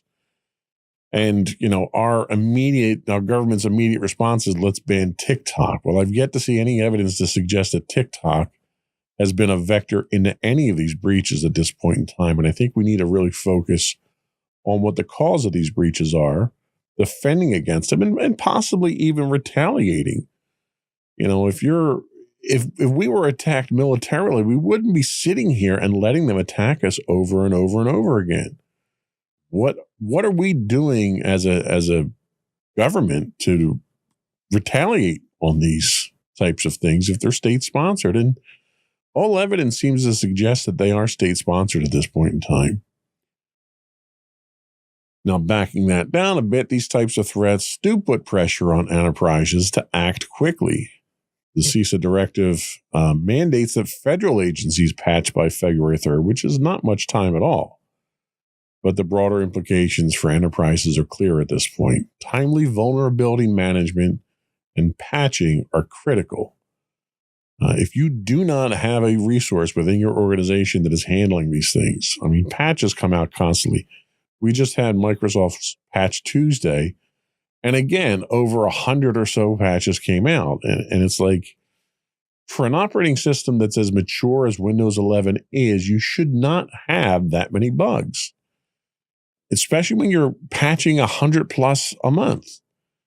But if you're not patching these, you're exposed to them. And if you don't have somebody in your organization that's making sure that your workstations are patched, that your servers are patched, that your network hardware is patched, you're asking for trouble at that point in time. If you don't have a resource, there are plenty of third-party MSPs and consultants that can come in and assist you with these types of things. If you don't have in-house expertise, you need to get some level of expertise to assist you with these things. Organizations using BeyondTrust need to assess their systems and either patch them or mitigate the risks immediately. That's not to say, you bring in a professional to patch and to take care of these things. That's not to say that they couldn't introduce flaws or malicious code or human error. You need to have some level of maintenance going on a regular basis. This raises additional concerns about our supply chain security, which we've talked about. BeyondTrust's role in enterprise IT as a privileged access management tool places it at the heart of supply chain security. The incident reveals the cascading risks that a single compromised tool can pose across systems and organizations. Unfortunately, I don't think you can avoid the risk. You need to have the management tools in place, especially with networks that are getting progressively larger and more complicated, and applications that are increasing in complexity. You need to have these tools in place in order to manage all of that. And sometimes those tools become a source of problems, and that's what you have to be careful for. The challenge, as always, is balancing usability and security. Just like convenience and security, these things are mutually exclusive. The complexities of these attacks raises questions about the trade-offs between usability and security, and enterprises need to prioritize user awareness and robust operational security practices to complement technical defenses. But you can't do it to the point that people can't do their job anymore. There has to be some level of access to continue to function. I mean, if you're basically just going to lock the place up and board up the window so nobody can get in, then you still can't do your job at that point in time. So there has to be some legitimate level of compromise between usability and security. And hopefully, if you've got the services of an IT professional helping you out, they'll be able to make those distinctions for you. We're going to take a quick break, but before we do, I want to reach out and invite our listening and viewing audience to subscribe to the podcast. You can find all of our audio and video versions listed as Insights into Things. We're available on Apple, Spotify, Google, anywhere basically you can get a podcast. You can also reach out, give us your feedback, tell us how we're doing, give us any topics you'd like us to talk about, comment on what we've presented here. You can email us at comments@insightsintothings.com. You can also call in, leave a voicemail for us, and we'll get you on the podcast as appropriate. That call-in number is 856-403-8788. That's 856-403-8788. I also do want to announce we are on Blue Sky now. If you look for Insights into Things.bsky.social, you'll find us. We're also on LinkedIn. If you look for Insights into Things Productions LLC, you'll find us on LinkedIn. We do publish information, technology-related news articles, and important information on both of those platforms to try to keep all of our audience informed. So take a look at us.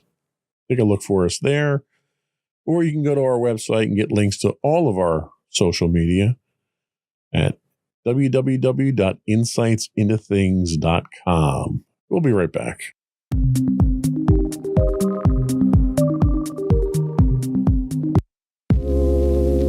Are you tired of your favorite gaming podcast finishing with a play? Oh, no! Well, check out No Credits Rolled, where we play the games but rarely finish them. How's it going, folks? I'm Sam Whalen, your friendly host at No Credits Rolled, the ultimate gaming podcast, where we dish out the latest scoops and reviews on all your beloved video games. Hey, listen! Not only that, but we spice things up with some guest interviews and even give you, yes, you, a chance to have your say.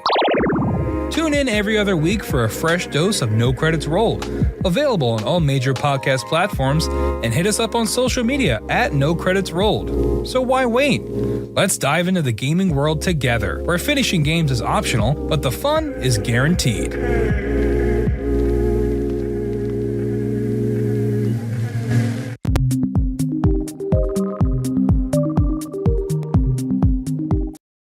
Welcome back to Insights into Technology, from Meta Hire to Meta Fire. This article comes to us from MSNBC. Meta Platforms is planning a significant workforce adjustment, cutting about 5% of its 72,000 staff, or around 3,600 positions, through performance-based terminations. That seems to be the latest buzzword nowadays when we do mass layoffs. CEO Mark Zuckerberg announced the move in an internal memo, citing a decision to expedite the removal of low-performing employees as part of a stricter performance management approach. While the company typically phases out underperformers over the course of a year, it will now conduct more comprehensive cuts, aligning with the end of its current performance cycle in February.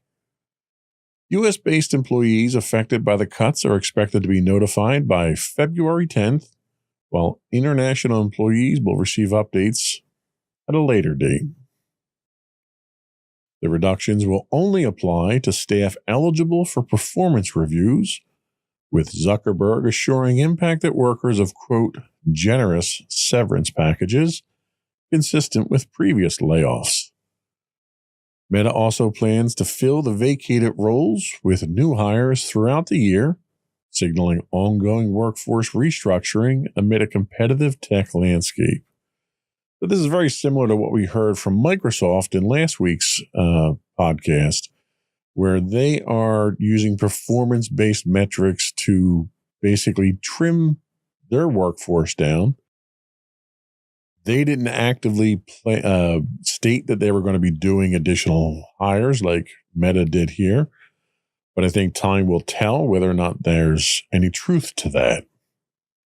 Meta's decision to cut 5% of its workforce underlies a trend in tech giants recalibrating their workforce through performance-based terminations. The move signals heightened performance expectations and a leaner operational model. How does this shift in talent management affect enterprise computing? Could increased competition from their talent among tech giants create a ripple effect on innovation and efficiency across the sector? There's a lot of initiatives going on right now with AI and quantum computing and VR and all the other irons you've got in the fire right now, and you can't help but wonder if some of these projects may suffer with these losses here. By raising the bar on performance management, Meta sets a precedent that may influence other enterprises to adopt similar strategies. However, such moves risk impacting employee morale, creating an environment of insecurity even for high performers.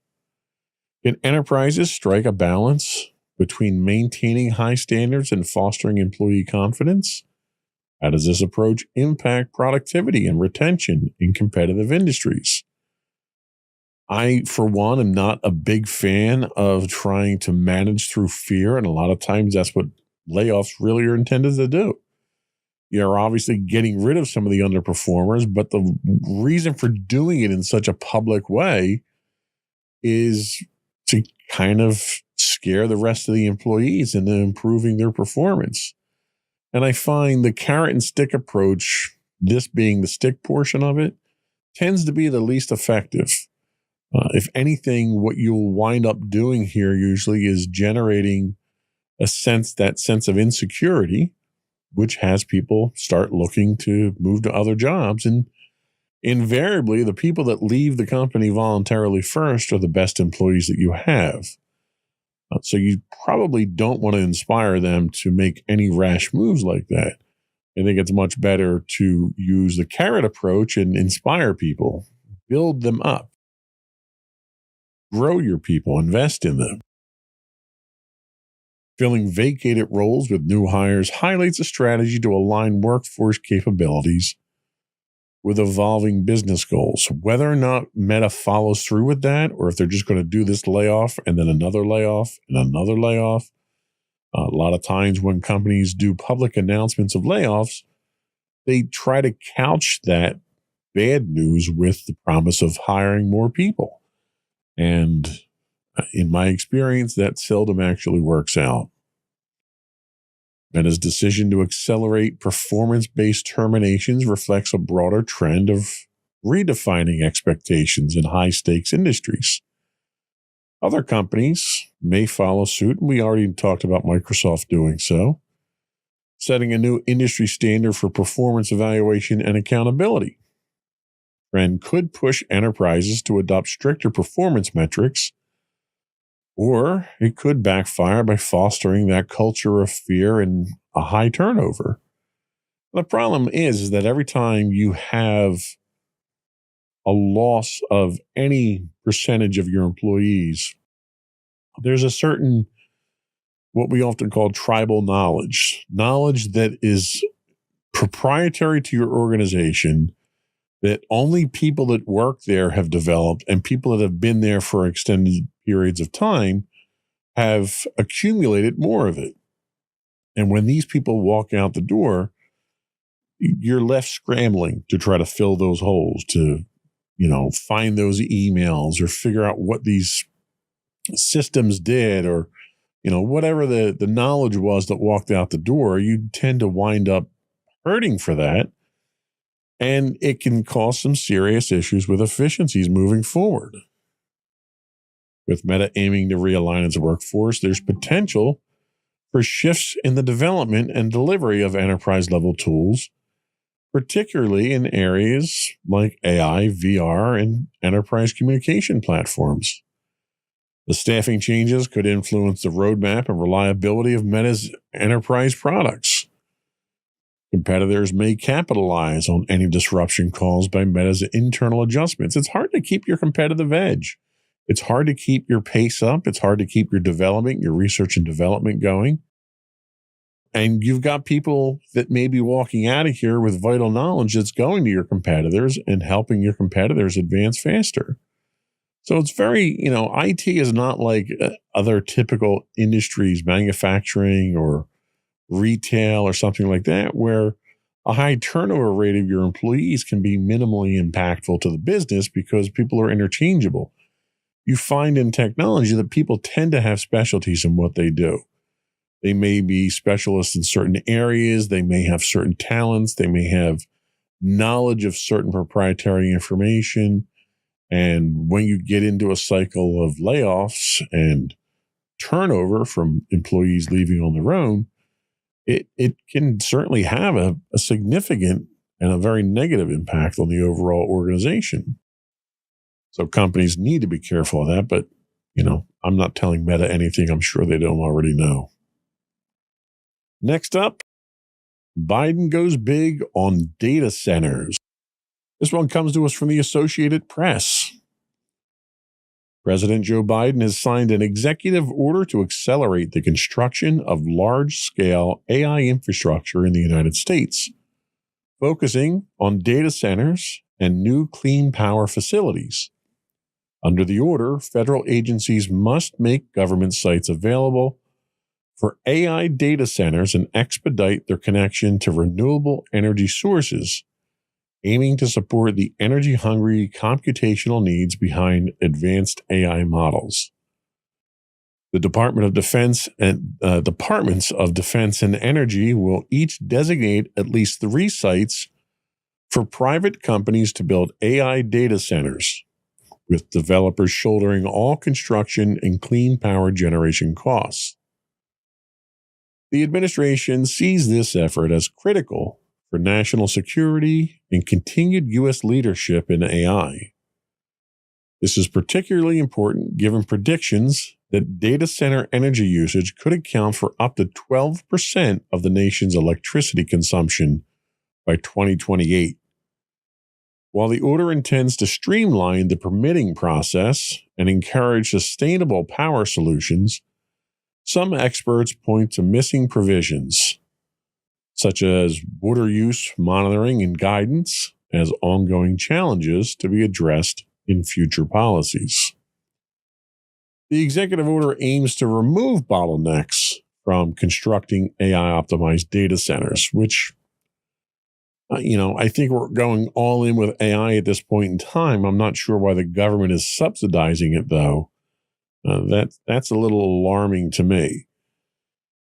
This whole plan can accelerate commercial projects reliant on scalable high-performance computing, faster permitting, and federal site availability could mean quicker deployment and less red tape for enterprises.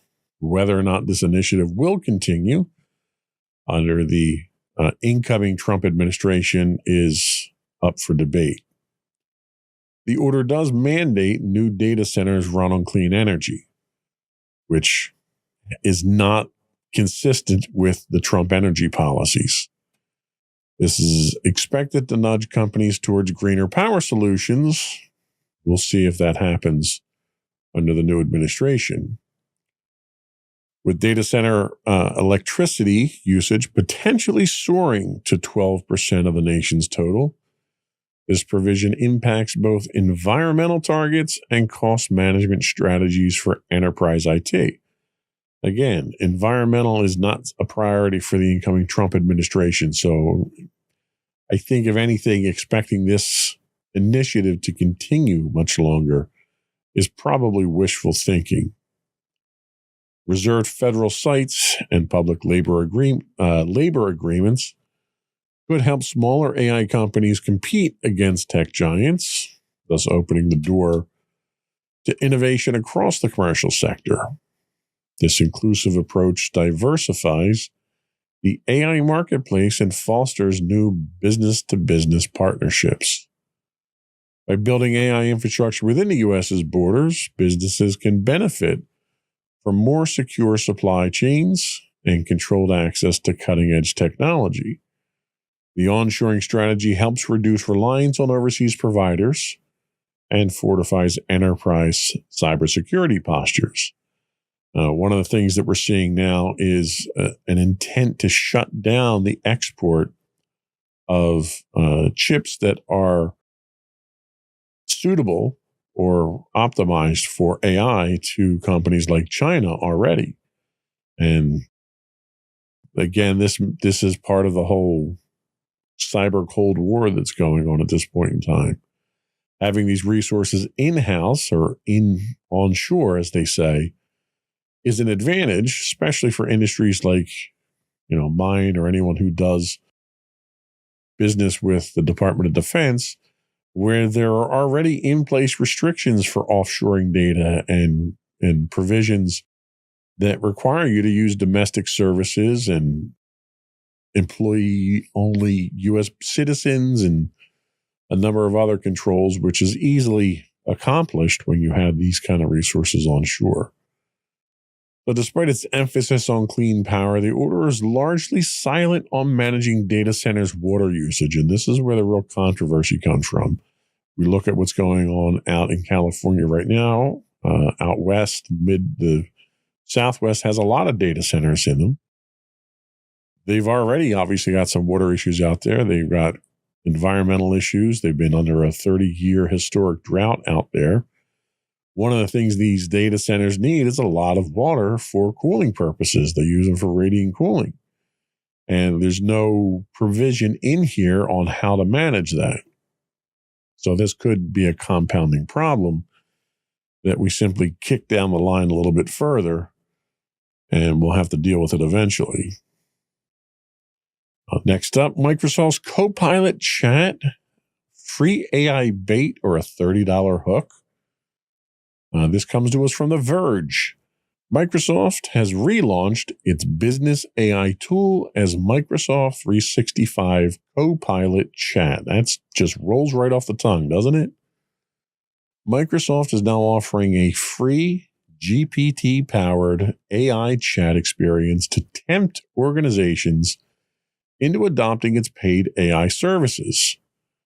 This rebranding of Bing Chat Enterprise integrates AI agents capable of automating tasks, managing email inboxes, and more, bridging the gap between everyday chat and the premium Microsoft 365 Copilot subscription.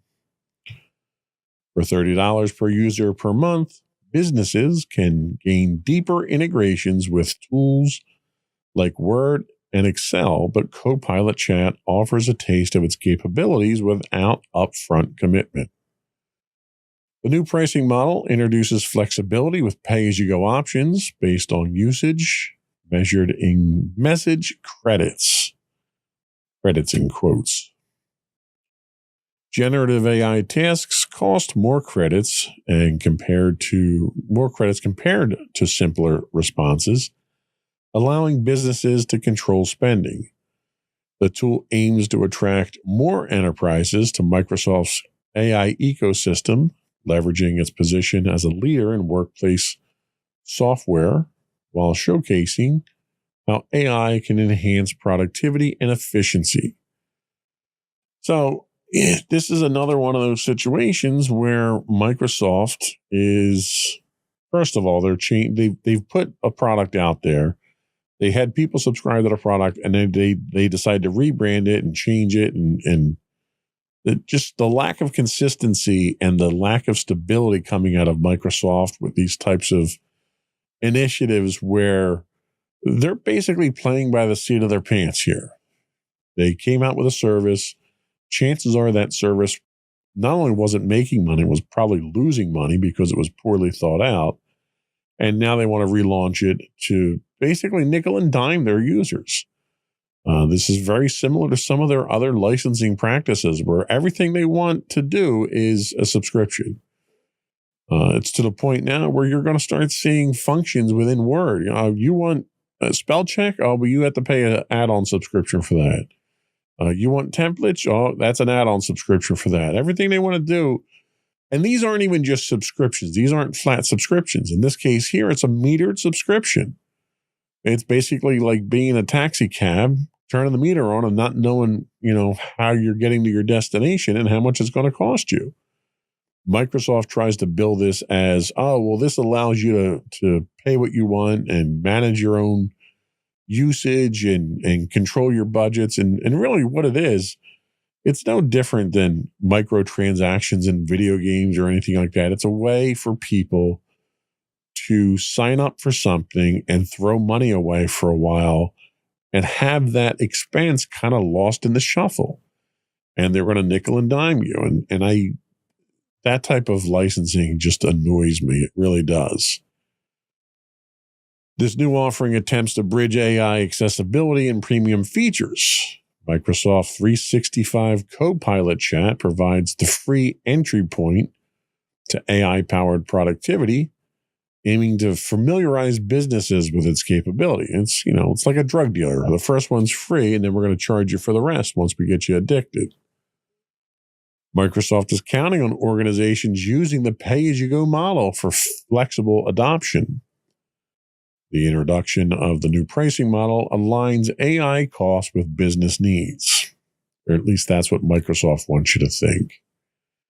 Organizations can manage expenses by tracking usage measured in messages, offering flexibility and control. And the problem is I'm sure the way that they created this, it's a manageable solution. It's a usable, cost-effective solution if you want to invest in the management of it. And these are the types of things with Microsoft that you have to stay on top of. You have to monitor them constantly. You have to get some kind of idea of what your usage patterns are going to look like and hope to God that those usage patterns don't change with new employees or new initiatives or new technology that comes out or a new licensing model that Microsoft is famous for coming out with almost on a regular annual basis. And, they'll make one change to the licensing model. And if you've gotten comfortable with your month-to-month cost of this, their licensing model could throw that out the window and go get a huge bill. So trusting Microsoft to handle licensing is not a very good idea. It's a clear attempt at Microsoft shaping AI adoption in enterprise culture.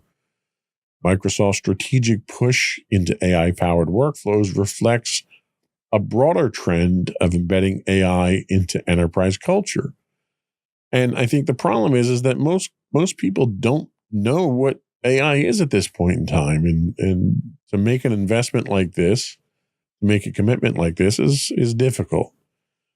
So this is one of those things we're definitely going to have to keep an eye on. And we'll see how many changes Microsoft makes to this before it finally stabilizes and levels out. We're going to take our last break here, and then we're going to come back and talk to you about Zero Trust. We'll be right back.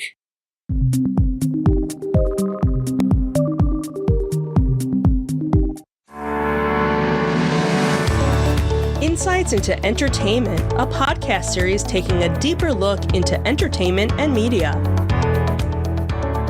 Our husband and wife team of pop culture fanatics are exploring all things from music and movies to television and fandom.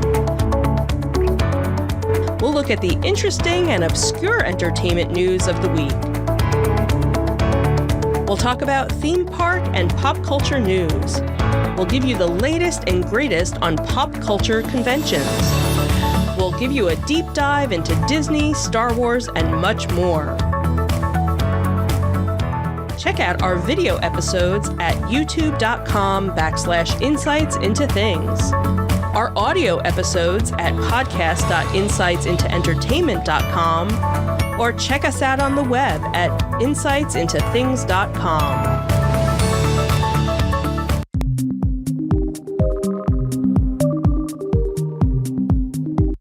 Welcome back to Insights into Technology. So we're going to talk about Zero Trust. And we're kind of short on time right now. I'm going to start the introduction here, and we'll see how far we get, and we'll go from there. If I have to, I'll break this up into more segments. So in today's evolving digital landscape, traditional security models are struggling to keep up with the demands of modern enterprises. The rise in remote work, cloud adoption, and increasingly sophisticated cyber threats have exposed vulnerabilities in perimeter-based security. As a response, Zero Trust Architecture, or ZTA, has emerged as the new gold standard in cybersecurity. Today, we're going to give you an introduction to Zero Trust, breaking down its core concepts, historical evolution, and the principles that make it critical for safeguarding organizations in today's interconnected world. So what is Zero Trust Architecture? So Zero Trust Architecture is a security model that assumes no entity inside or outside the network can be trusted by default. Pretty straightforward. Unlike traditional models that rely on securing a single perimeter, Zero Trust focuses on continuous verification, ensuring that users, devices, and systems must repeatedly prove their trustworthiness before accessing sensitive resources. At its core, Zero Trust embodies the principles of never trust, always verify. Now, there's been, an evolution to get to this point. There's been a history for Zero Trust. Zero Trust Architecture represents a fundamental shift in cybersecurity philosophy. It rejects implicit trust, which was the hallmark of older models like trust but verify, and replaces it with the principle of never trust, always verify. This evolution reflects the growing sophistication of cyber threats and the expansion of networks beyond traditional perimeters. There were limitations of trust but verify. In early security models, organizations operated on the assumption that anything inside the network perimeter could be trusted. This model relied heavily on securing the perimeter with firewalls and perimeter defenses such as VPNs. These were used to protect trusted networks from outside threats. The model also relied on implicit trust, Once a user, device, or system gained access, it was granted broad, unrestricted trust.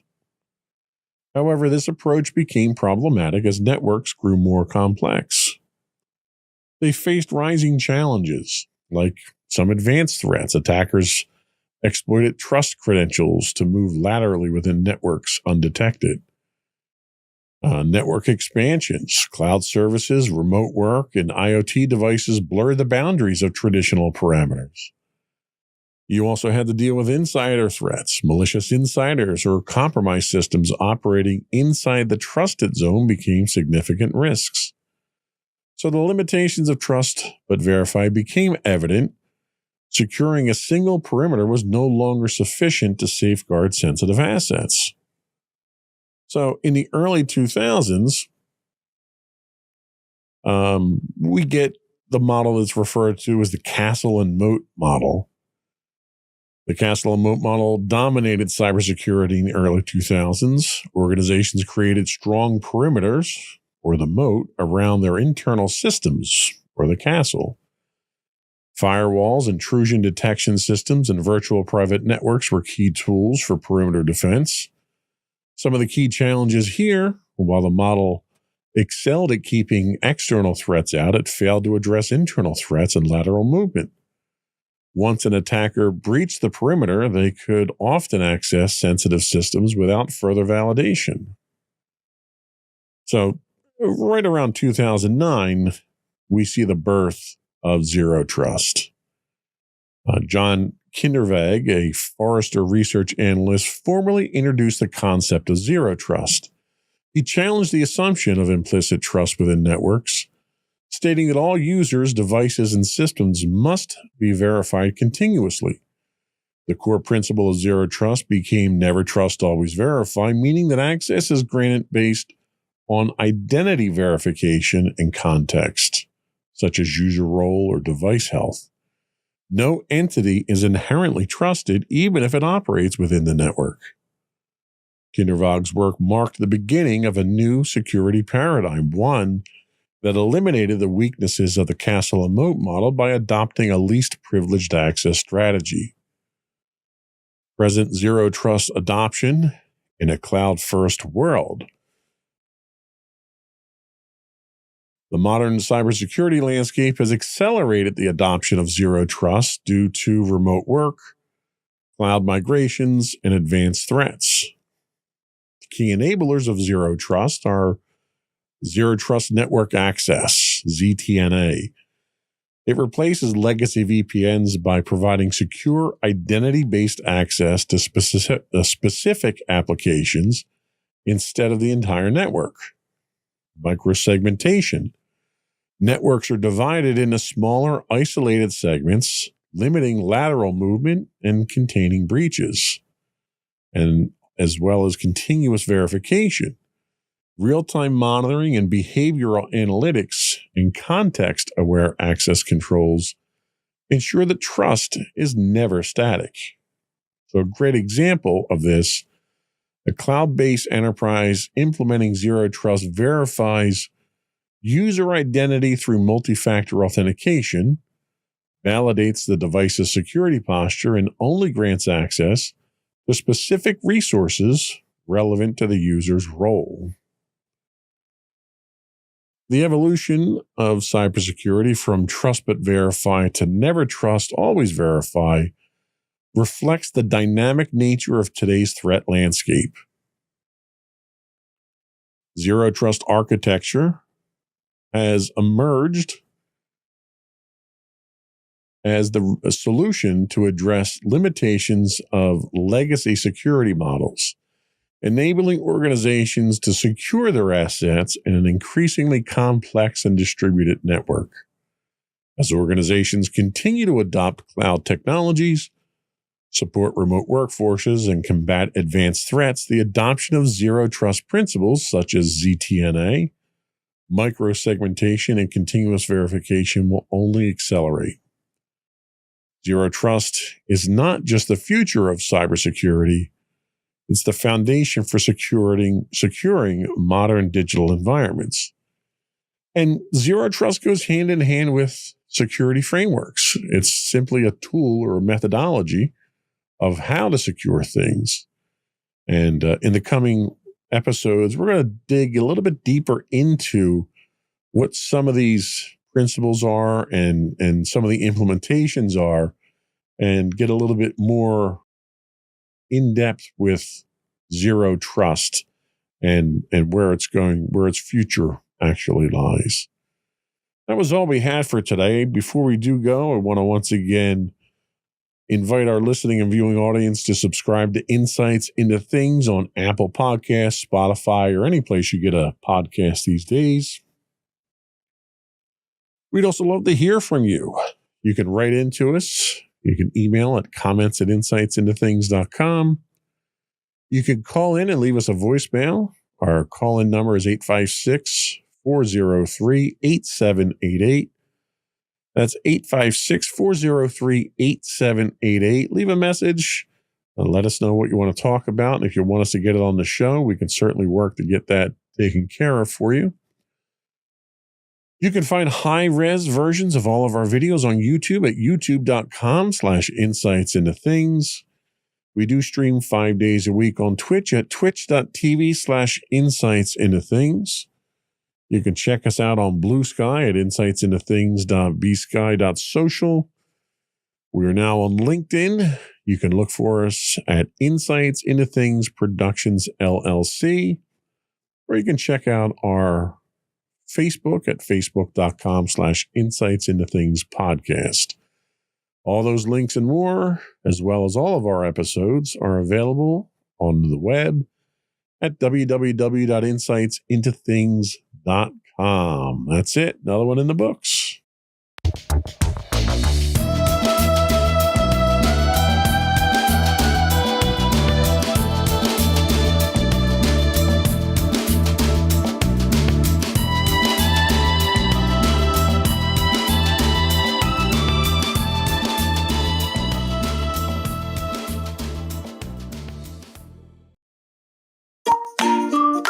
Insightful podcasts by informative hosts.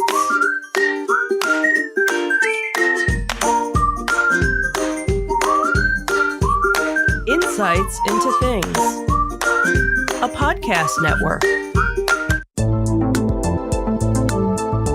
Welcome to Insights into Technology, a podcast exploring the latest in computers, networking, home automation, mobile computing, and all things technology related. Our hosts will take a deeper dive into the latest and greatest in tech trends and give you the information you need to enable your tech-centric world. This is Insights into Technology, episode 20. Scammers, spammers, and AI auditors. Oh my. I'm your host, Joseph Whalen, and this is your tech news of the week. Our first article comes to us from Security Affairs. They tell us an apple a day won't keep these hackers away. The U.S. Cybersecurity and Infrastructure Security Agency has expanded its known exploited vulnerabilities catalog to include critical flaws affecting Apple iOS and iPad OS, as well as Mitel SIP phones.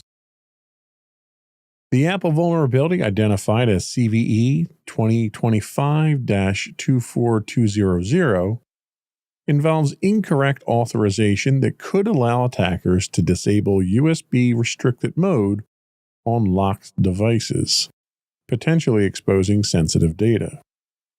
Apple has released emergency updates to address this issue, noting exploitation is, quote, extremely sophisticated targeted attacks.